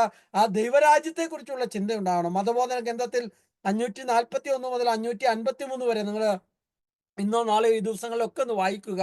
ദൈവരാജ്യത്തെ കുറിച്ച് തന്നെയാണ് അവിടുന്ന് നമ്മെ ഓർമ്മപ്പെടുത്തുന്നത്. യേശുവിന്റെ പ്രഘോഷണത്തിന്റെ കാതലാണ് ദൈവരാജ്യം. യേശുവിന്റെ വരവോടെ ആരംഭിക്കുന്നതും എന്നാൽ പൂർത്തിയാക്കാനുള്ളതുമായ യാഥാർത്ഥ്യമാണിത്. യേശുവിൽ ഇത് പൂർത്തിയാക്കുകയാണ്. ഈശോ ആ ദൈവരാജ്യം ഈ ലോകത്തിൽ പൂർത്തിയാക്കി. ഈശോ തന്നെയാണ് ദൈവരാജ്യം. ദൈവത്തിന്റെ സുവിശേഷമായ ക്രിസ്തു തന്നെയാണ് ദൈവരാജ്യത്തിന്റെ പ്രഥമനും പരമോന്നതനുമായ വക്താവ്. ആ ദൗത്യം അവിടുന്ന് ജീവിതത്തിൽ നിർവഹിച്ചു. കുരിശിലെ ബലിയിൽ അവിടുന്ന് പൂർത്തിയാക്കുകയും ചെയ്തു. പ്രിയപ്പെട്ടവരെ, ഈശോ തന്നെയാണ് ദൈവരാജ്യമെന്നും ആ ഈശോയെ നമ്മുടെ ജീവിതത്തിന്റെ ആഴത്തിൽ ഉറപ്പിക്കുമ്പോൾ, ഉദ്ധിതനായ കർത്താവിനെ നമ്മുടെ ഹൃദയത്തിന്റെ ആഴത്തിൽ വേരുറപ്പിക്കുമ്പോൾ, പ്രിയപ്പെട്ടവർ, ഈ ദൈവരാജ്യത്തിലേക്കുള്ള വളർച്ചയിലാണ് എന്ന് അവിടുന്ന് നമ്മെ ഓർമ്മപ്പെടുത്തുകയാണ്. വളരെ സ്നേഹത്തോടെ സന്തോഷത്തോടെ ഈ ഒരു കുടുംബത്തിന്റെ കൂട്ടായ്മയിലേക്ക് സ്വാഗതം ചെയ്യുന്നു. ഹോളി ഹോം മിനിസ്ട്രിയുടെ നേതൃത്വത്തിലാണ് നാം ഈ ഷൂബ് ഓൺലൈൻ പ്രോഗ്രാം സംഘടിപ്പിച്ചിരിക്കുന്നത്. ഇപ്പോൾ ഹോളി ഹോം എന്താണെന്നൊന്ന് അറിയുന്നത് നല്ലതാണ് എന്ന് വിചാരിക്കുന്നു. 2000-ൽ ദൈവം തന്നൊരു ചിന്തയിൽ നിന്ന് ആരംഭിച്ച ഒരു കൂട്ടായ്മ 2010 അത് അതിൻ്റെ രൂപവും ഭാവവും ഒക്കെ വന്നു. ഇപ്പൊ എന്താണ് ഹോളി ഹോം എന്ന് ചോദിച്ചാൽ, യേശു ക്രിസ്തുവിനെ ജീവിതത്തിന്റെ രക്ഷകനും നാഥനും കർത്താവുമായി സ്വീകരിച്ച് കത്തോലിക്ക തിരുസഭയുടെ ആധ്യാത്മികതയിൽ വേരുപാകി വളരുന്നതും കുടുംബങ്ങളുടെ സമഗ്ര വളർച്ചയ്ക്കായി പ്രവർത്തിക്കുന്നതുമായ പ്രേക്ഷിത കുടുംബ കൂട്ടായ്മയാണ് ഹോളി ഹോം. കുടുംബങ്ങളുടെ രക്ഷയ്ക്ക് വേണ്ടി പ്രത്യേകിച്ച് കൂടുതൽ ദൈവം നൽകുന്ന മക്കളെ മുഴുവൻ സ്വീകരിക്കാൻ കുടുംബങ്ങളെ പ്രാപ്തരാക്കുക, മിഷണറി കുടുംബങ്ങളാക്കി ഓരോ കുടുംബങ്ങളെയും രൂപപ്പെടുത്തുക എന്നുള്ളതാണ്. ഈ ഒരു മിനിസ്ട്രിയുടെ ആദ്യകാലം മുതലുള്ള നമ്മുടെ പേട്രൺ താമരശ്ശേരി രൂപതയിലെ പിതാവാണ് റെമിജിയസ് പിതാവ്. നമ്മളെല്ലാം ഈ ഒരു കൂട്ടായ്മയുടെ ഭാഗമാകാനും അങ്ങനെ നമ്മുടെ കുടുംബത്തെ കൂടുതൽ വളർത്തിയെടുക്കാനും സഹായിക്കണമെന്ന് പിതാവ് ഓർമ്മപ്പെടുത്തുകയാണ്. പ്രത്യേകമായി നമ്മൾ നിൽക്കുമ്പോൾ റെമിജിയസ് പിതാവ് നമ്മുടെ രക്ഷാധികാരിയാണ്. കണ്ണൂർ രൂപതാധ്യക്ഷനായ അലക്സ് വടക്കുംതല പിതാവ് നമ്മുടെ രക്ഷാധികാരിയാണ്. ലത്തീൻ അതിരൂപതയിൽ നിന്ന്, ലത്തീൻ രൂപതാംഗമായ അദ്ദേഹം. ഒപ്പം മലങ്കര സഭയിൽ നിന്ന് ഐറേനിയസ് പിതാവ്, പത്തനംതിട്ടയിലെ പിതാവ് നമ്മുടെ രക്ഷാധികാരിയാണ്. അപ്പോൾ അമേരിക്കയിൽ അവിടുത്തെ നമ്മുടെ ഹോളി ഹോം മിനിസ്ട്രിയുമായി ബന്ധപ്പെട്ട കാര്യങ്ങൾ നമ്മളെ സഹായിക്കുന്നത് ജോയി ആലപ്പാട്ട് പിതാവാണ്. ചിക്കാഗോ രൂപതാധ്യക്ഷനാണ്. ഈ പിതാക്കന്മാരിലൂടെ മാർഗനിർദ്ദേശങ്ങളും പ്രാർത്ഥനയും ഒക്കെ വഴി, ഒപ്പം അച്ഛന്മാരെല്ലാം ഉണ്ട്. ബാക്കി ആരൊക്കെയാണ് ഇതിന്റെ ടീം സജീവം എന്നുള്ളത് അടുത്ത ആഴ്ച നമ്മൾ പങ്കുവെക്കുന്നതാണ്. നമ്മുടെ ഈ മിനിസ്ട്രിയുടെ ആരംഭത്തിൽ കാസർഗോഡാണ് നമ്മൾ ആരംഭിക്കുന്നത്. അവിടുത്തെ വലിയ കുടുംബങ്ങളെ ഒരുമിച്ച് കൂട്ടിയ ഒരു മീറ്റിങ്ങുമായി ബന്ധപ്പെട്ടുള്ള ഫോട്ടോയും നമ്മുടെ ഓഫീസിൽ പ്രാർത്ഥിച്ച് ബ്ലസ് ചെയ്യുന്നതുമായ കാര്യങ്ങളാണിത്. നമ്മുടെ മിഷൻ എന്താണ്? നമ്മുടെ വിഷൻ എന്നുള്ളതാണ്. ഹോളി ഹോമിന്റെ വിഷൻ എന്താണ്? കത്തോലിക്ക കുടുംബങ്ങളെ യഥാർത്ഥ ഗാർഹിക സഭയാക്കുക, പ്രാർത്ഥനയിൽ വളരുന്നതോടൊപ്പം വിശ്വാസത്തിൽ ആഴപ്പെട്ട് പ്രേക്ഷിത തീർത്ഥാടക സ്വഭാവം നഷ്ടപ്പെടുത്താതെ നിത്യജീവൻ ലക്ഷ്യമാക്കി സ്നേഹിച്ച് ജീവിക്കുന്ന കുടുംബമാണ് യഥാർത്ഥ ഗാർഹിക സഭ. അപ്പൊ അങ്ങനെ ഓരോ കുടുംബത്തെയും യഥാർത്ഥ ഗാർഹിക സഭയാക്കുക. രണ്ടാം വത്തിക്കാൻ കൗൺസിലോട് കൂടിയാണ് നമ്മുടെ കുടുംബത്തെ ഗാർഹിക സഭ, സഭയുടെ കൊച്ചു പതിപ്പെന്ന് വിളിക്കുന്നത്. അത്തരത്തിൽ വളർത്തിയെടുക്കാനായിട്ടുള്ള അതാണ് നമ്മുടെ വിഷൻ എന്ന് പറയുന്നത്. നമ്മുടെ മിഷൻ ഒന്ന്, കുടുംബങ്ങളുടെ വിശദീകരണത്തിന് സമഗ്ര വളർച്ചയ്ക്കുമായി പ്രവർത്തിക്കുക, ദൈവം നൽകുന്ന മക്കളെയെല്ലാം സ്വീകരിക്കാനും വളർത്താനും ദമ്പതികളെ പ്രോത്സാഹിപ്പിക്കുകയും പ്രാപ്തരാക്കുകയും ചെയ്യുക, ആധ്യാത്മികമായും മാനസികമായും ശാരീരികമായും. വൈദികർ, സമർപ്പിതർ, ഏകസ്ഥർ, കുടുംബങ്ങൾ ഇവർക്കായി പ്രാർത്ഥിക്കുക. എല്ലാ ദൈവവിളിയിൽപ്പെട്ടവർക്ക് വേണ്ടി പ്രാർത്ഥിക്കുക. അവരെ സഹായിക്കുന്ന ശീലം വളർത്തി ദൈവവിളിക്കായുള്ള തിരുസഭയുടെ പ്രവർത്തനങ്ങളിൽ സജീവമായി പങ്കുചേരുക. തിരുസഭയുടെ പ്രബോധനങ്ങളിൽ ജീവിക്കുവാൻ കുടുംബങ്ങളെ തയ്യാറാക്കുക. സുവിശേഷത്തിന് സാക്ഷ്യം വഹിക്കുന്ന മിഷണറി കുടുംബങ്ങളുടെ കൂട്ടായ്മ രൂപീകരണവും അവർക്ക് ആവശ്യമായ പരിശീലനവും നൽകുക.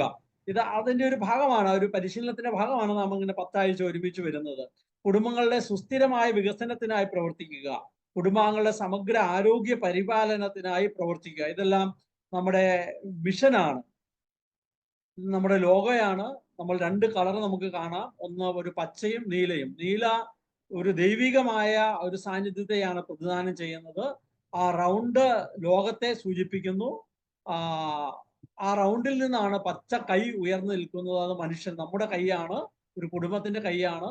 ആ റൗണ്ടിന് പുറത്തു നിന്നാണ് നീല കൈ വന്നിരിക്കുന്നത്, ദൈവത്തിന്റെ കൈയാണ്. അപ്പൊ ദൈവത്തിന്റെ കരവും നമ്മുടെ കരവും ഒരുമിച്ച് ചേർക്കപ്പെടുമ്പോൾ വിശുദ്ധ കുടുംബങ്ങൾ രൂപപ്പെടുന്നു. നടുക്ക് എച്ച് നിങ്ങൾക്ക് വായിക്കാനാകും. അതൊരു അഗ്നിയാണ്, പരിശുദ്ധാത്മാവിന്റെ അഗ്നിയാണ്. അതിന്റെ നടുക്കായിട്ടാണ് ആ എച്ച് എന്നുള്ളത് വരുന്നത്.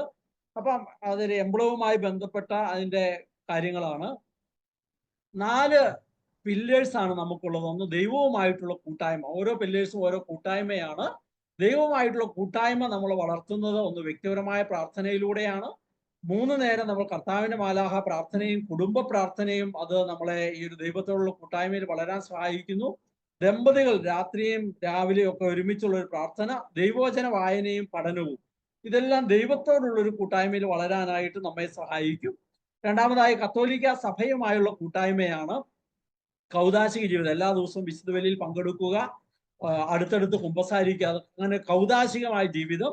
സുവിശേഷ സാക്ഷി ജീവിതം, സുവിശേഷം സഭയോട് ചേർന്ന് പഠിക്കുക, ജീവിക്കുക, പഠിപ്പിക്കുക. ഇത് 3ഉം ഒരുപോലെ പ്രധാനപ്പെട്ടതാണ്.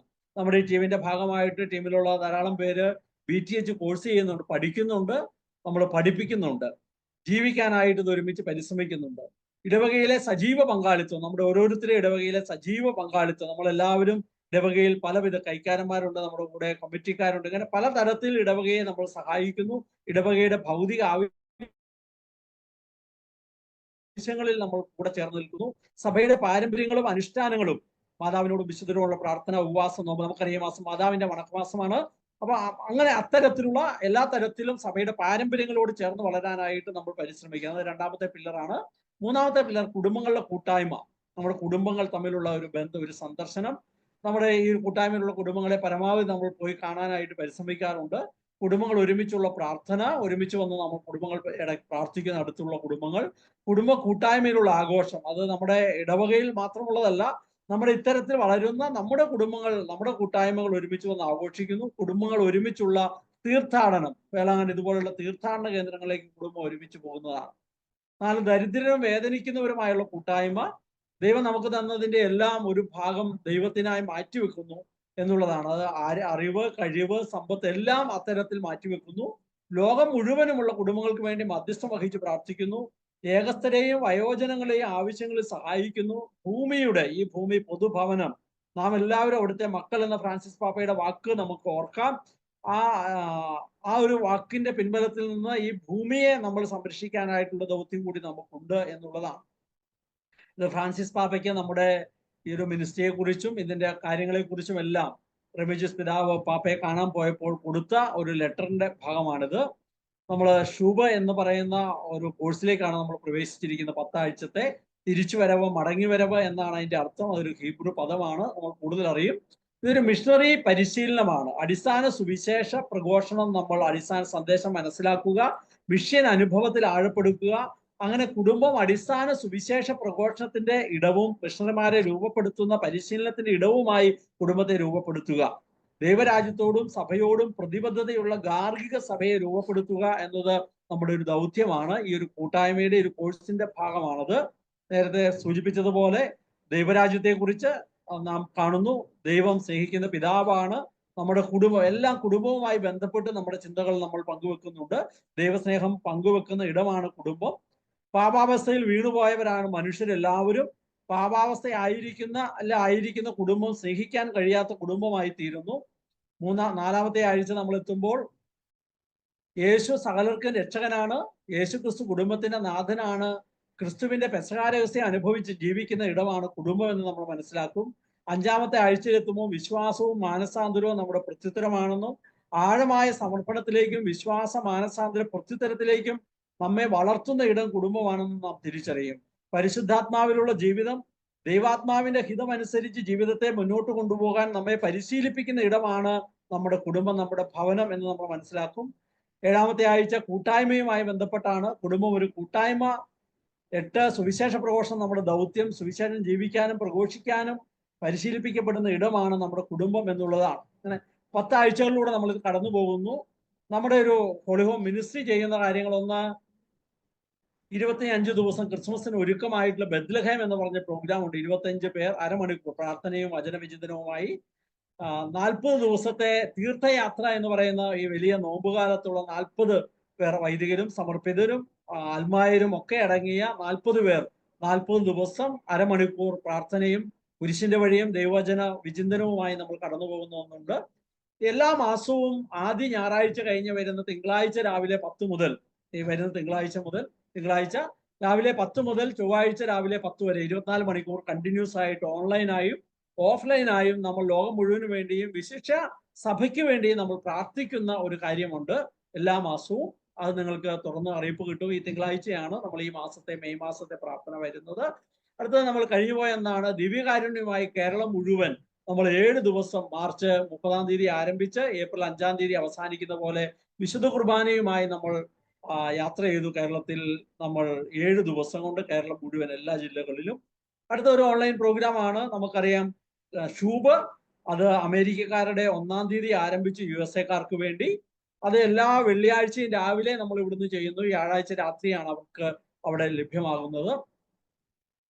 ഒപ്പം നമ്മുടെ ഇന്ന് ആരംഭിച്ച ശുഭ എല്ലാ ശനിയാഴ്ചയുമുള്ള നമ്മുടെ കേരളത്തിൽ നിന്ന് നമ്മൾ ചെയ്യുന്ന ഭാരതത്തിലുള്ളവർക്ക് വേണ്ടിയിട്ടുള്ള നമ്മുടെ പ്രോഗ്രാമാണ് ഷൂബ്. 2 പ്രോഗ്രാം ഒരേ സമയം നടക്കുന്നുണ്ട് എന്ന കാര്യം നമ്മൾ ഓർമ്മയിൽ വെക്കണം, പ്രാർത്ഥിക്കണം. അടുത്തൊന്നാണ് കെരീസോ.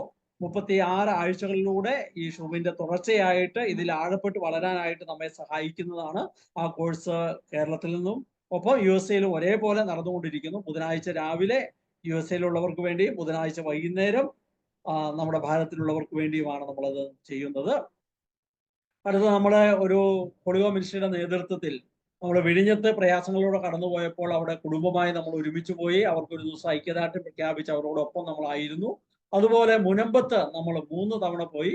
ഒരു പ്രാവശ്യം കുടുംബമായി ഒരുമിച്ച് പോയി, ഒരു പ്രാവശ്യം നമ്മൾ വിശുദ്ധ കുർബാന എടുത്തു വെച്ച് 24 മണിക്കൂർ അവിടെ നമ്മൾ പ്രാർത്ഥിച്ചു. ഒരു ദിവസം അവരോടൊപ്പം നമ്മൾ സമയം ചെലവഴിച്ചു. ഈ ദിവ്യകാരുണ്യ യാത്രയുടെ സമാപനവും അവിടെയായിരുന്നു. മറ്റൊന്ന് ഹോളി ഹോം ഭൗതികമായ ആവശ്യങ്ങളിൽ കുടുംബത്തെ സഹായിക്കുന്ന ഒന്നാണ് ലൂമിനോസ് നിധി എന്ന് പറയുന്നത്. ഒരു ദിവസം 1 രൂപ വെച്ച് നമ്മൾ മാറ്റിവെക്കുന്നു. അത് കളക്ട് ചെയ്ത് വലിയ കുടുംബങ്ങൾക്ക്, മിഷണറി കുടുംബങ്ങളെ സഹായിക്കുന്നു. ഹോളി മിനിസ്ട്രിയുടെ മറ്റൊരു കാര്യമാണ് മിഷനുമായി ബന്ധപ്പെട്ട പ്രോഗ്രാം. ധാരാളം യാത്ര ഹോളി ഹോം മിനിസ്ട്രി നടത്തിയിട്ടുണ്ട്. കഴിഞ്ഞ വർഷമാണ് ഏറ്റവും വലിയൊരു യാത്ര നടത്തിയത്. 43 പേരുമായി 43 ദിവസത്തോളം നമ്മൾ പഞ്ചാബ്, വെസ്റ്റ് ബംഗാളിലൂടെ നമ്മൾ യാത്ര പോയി. ഈ കഴിഞ്ഞ ദിവസം ഞാനും എമ്മാനുവൽ അച്ഛനും ജെനി നമ്മുടെ ഹോളി ഹോം മിനിസ്ട്രിയുടെ ട്രഷററാണ്. നമ്മൾ അടുത്ത ആഴ്ച അത് പരിചയപ്പെടും. എമ്മാനുവൽ അച്ഛൻ നമ്മുടെ അനിമേറ്ററാണ്. ഈ കഴിഞ്ഞ ദിവസങ്ങളിൽ 5 ദിവസം നമ്മൾ മിഷനിലായിരുന്നു ഛത്തീസ്ഗഡില്. അവിടുത്തെ വളരെ റിമോട്ടായിട്ടുള്ള വില്ലേജിൽ കറണ്ട് ഇല്ല, ബാത്റൂം ഇല്ല, അങ്ങനത്തെ ഒരു വില്ലേജിൽ നമ്മൾ 4 ദിവസം അവരോടൊപ്പം പോയി താമസിച്ചു. അത്തരത്തിൽ നമ്മൾ മിഷന്റെ കാര്യങ്ങൾ ചെയ്യുന്നു. ഇത് ഹോളിയോ മിനിസ്ട്രി ചെയ്ത ഒരു പ്രാർത്ഥനാ യാത്രയാണ് സഭയ്ക്ക് വേണ്ടിയുള്ള 53 ദിവസം നീണ്ടു നിന്ന 110 വിശുദ്ധരുടെ തിരുശേഷിപ്പുമായി നമ്മൾ 115ഓളം ദേവാലയങ്ങളിലൂടെ നമ്മൾ കടന്നുപോയതിൻ്റെ ഒരു ചിത്രമാണ്. അത് പ്രിയപ്പെട്ട അലക്സ് വടക്കുംതല പിതാവാണ് അത് ഫ്ലാഗ് ഓഫ് ചെയ്തത്. അതിന്റെ സമാപനത്തിൽ പ്രിയപ്പെട്ട ക്ലിമീസ് പിതാവാണ് അതിന്റെ സമാപനം തിരുവനന്തപുരത്ത് അതിനു വേണ്ടി പ്രാർത്ഥിച്ച് സമാപനം നിർവഹിച്ചത്. നമ്മുടെ ഒരു കൊച്ചു പ്രാർത്ഥനയുണ്ട്. ഈ പ്രാർത്ഥന നമുക്കൊന്ന് ഒരുമിച്ച് പ്രാർത്ഥിക്കാം. എന്നെ കാത്തു സൂക്ഷിക്കാൻ ദൈവത്താൽ നിയോഗിക്കപ്പെട്ട എൻ്റെ കാവൽ മാലഹയെ ഈ ലോകത്തിൽ ദൈവസ്നേഹാനുഭവത്തിൽ നിറഞ്ഞ് ദൈവഹിതം അനുസരിച്ച് ജീവിച്ചുകൊണ്ട് സുവിശേഷമാകാനും സുവിശേഷമേകാനും അങ്ങനെ നിത്യതയിൽ ദൈവസന്നിധിയിൽ എത്തിച്ചേരാനും എന്നെ സഹായിക്കണമേ. നന്മ ചെയ്യാൻ ശക്തി പകരുന്ന തിരുക്കുടുംബമേ, ഞങ്ങളിൽ നന്മ വളരാൻ കൃപയേകണമേ. പ്രിയപ്പെട്ടവരെ,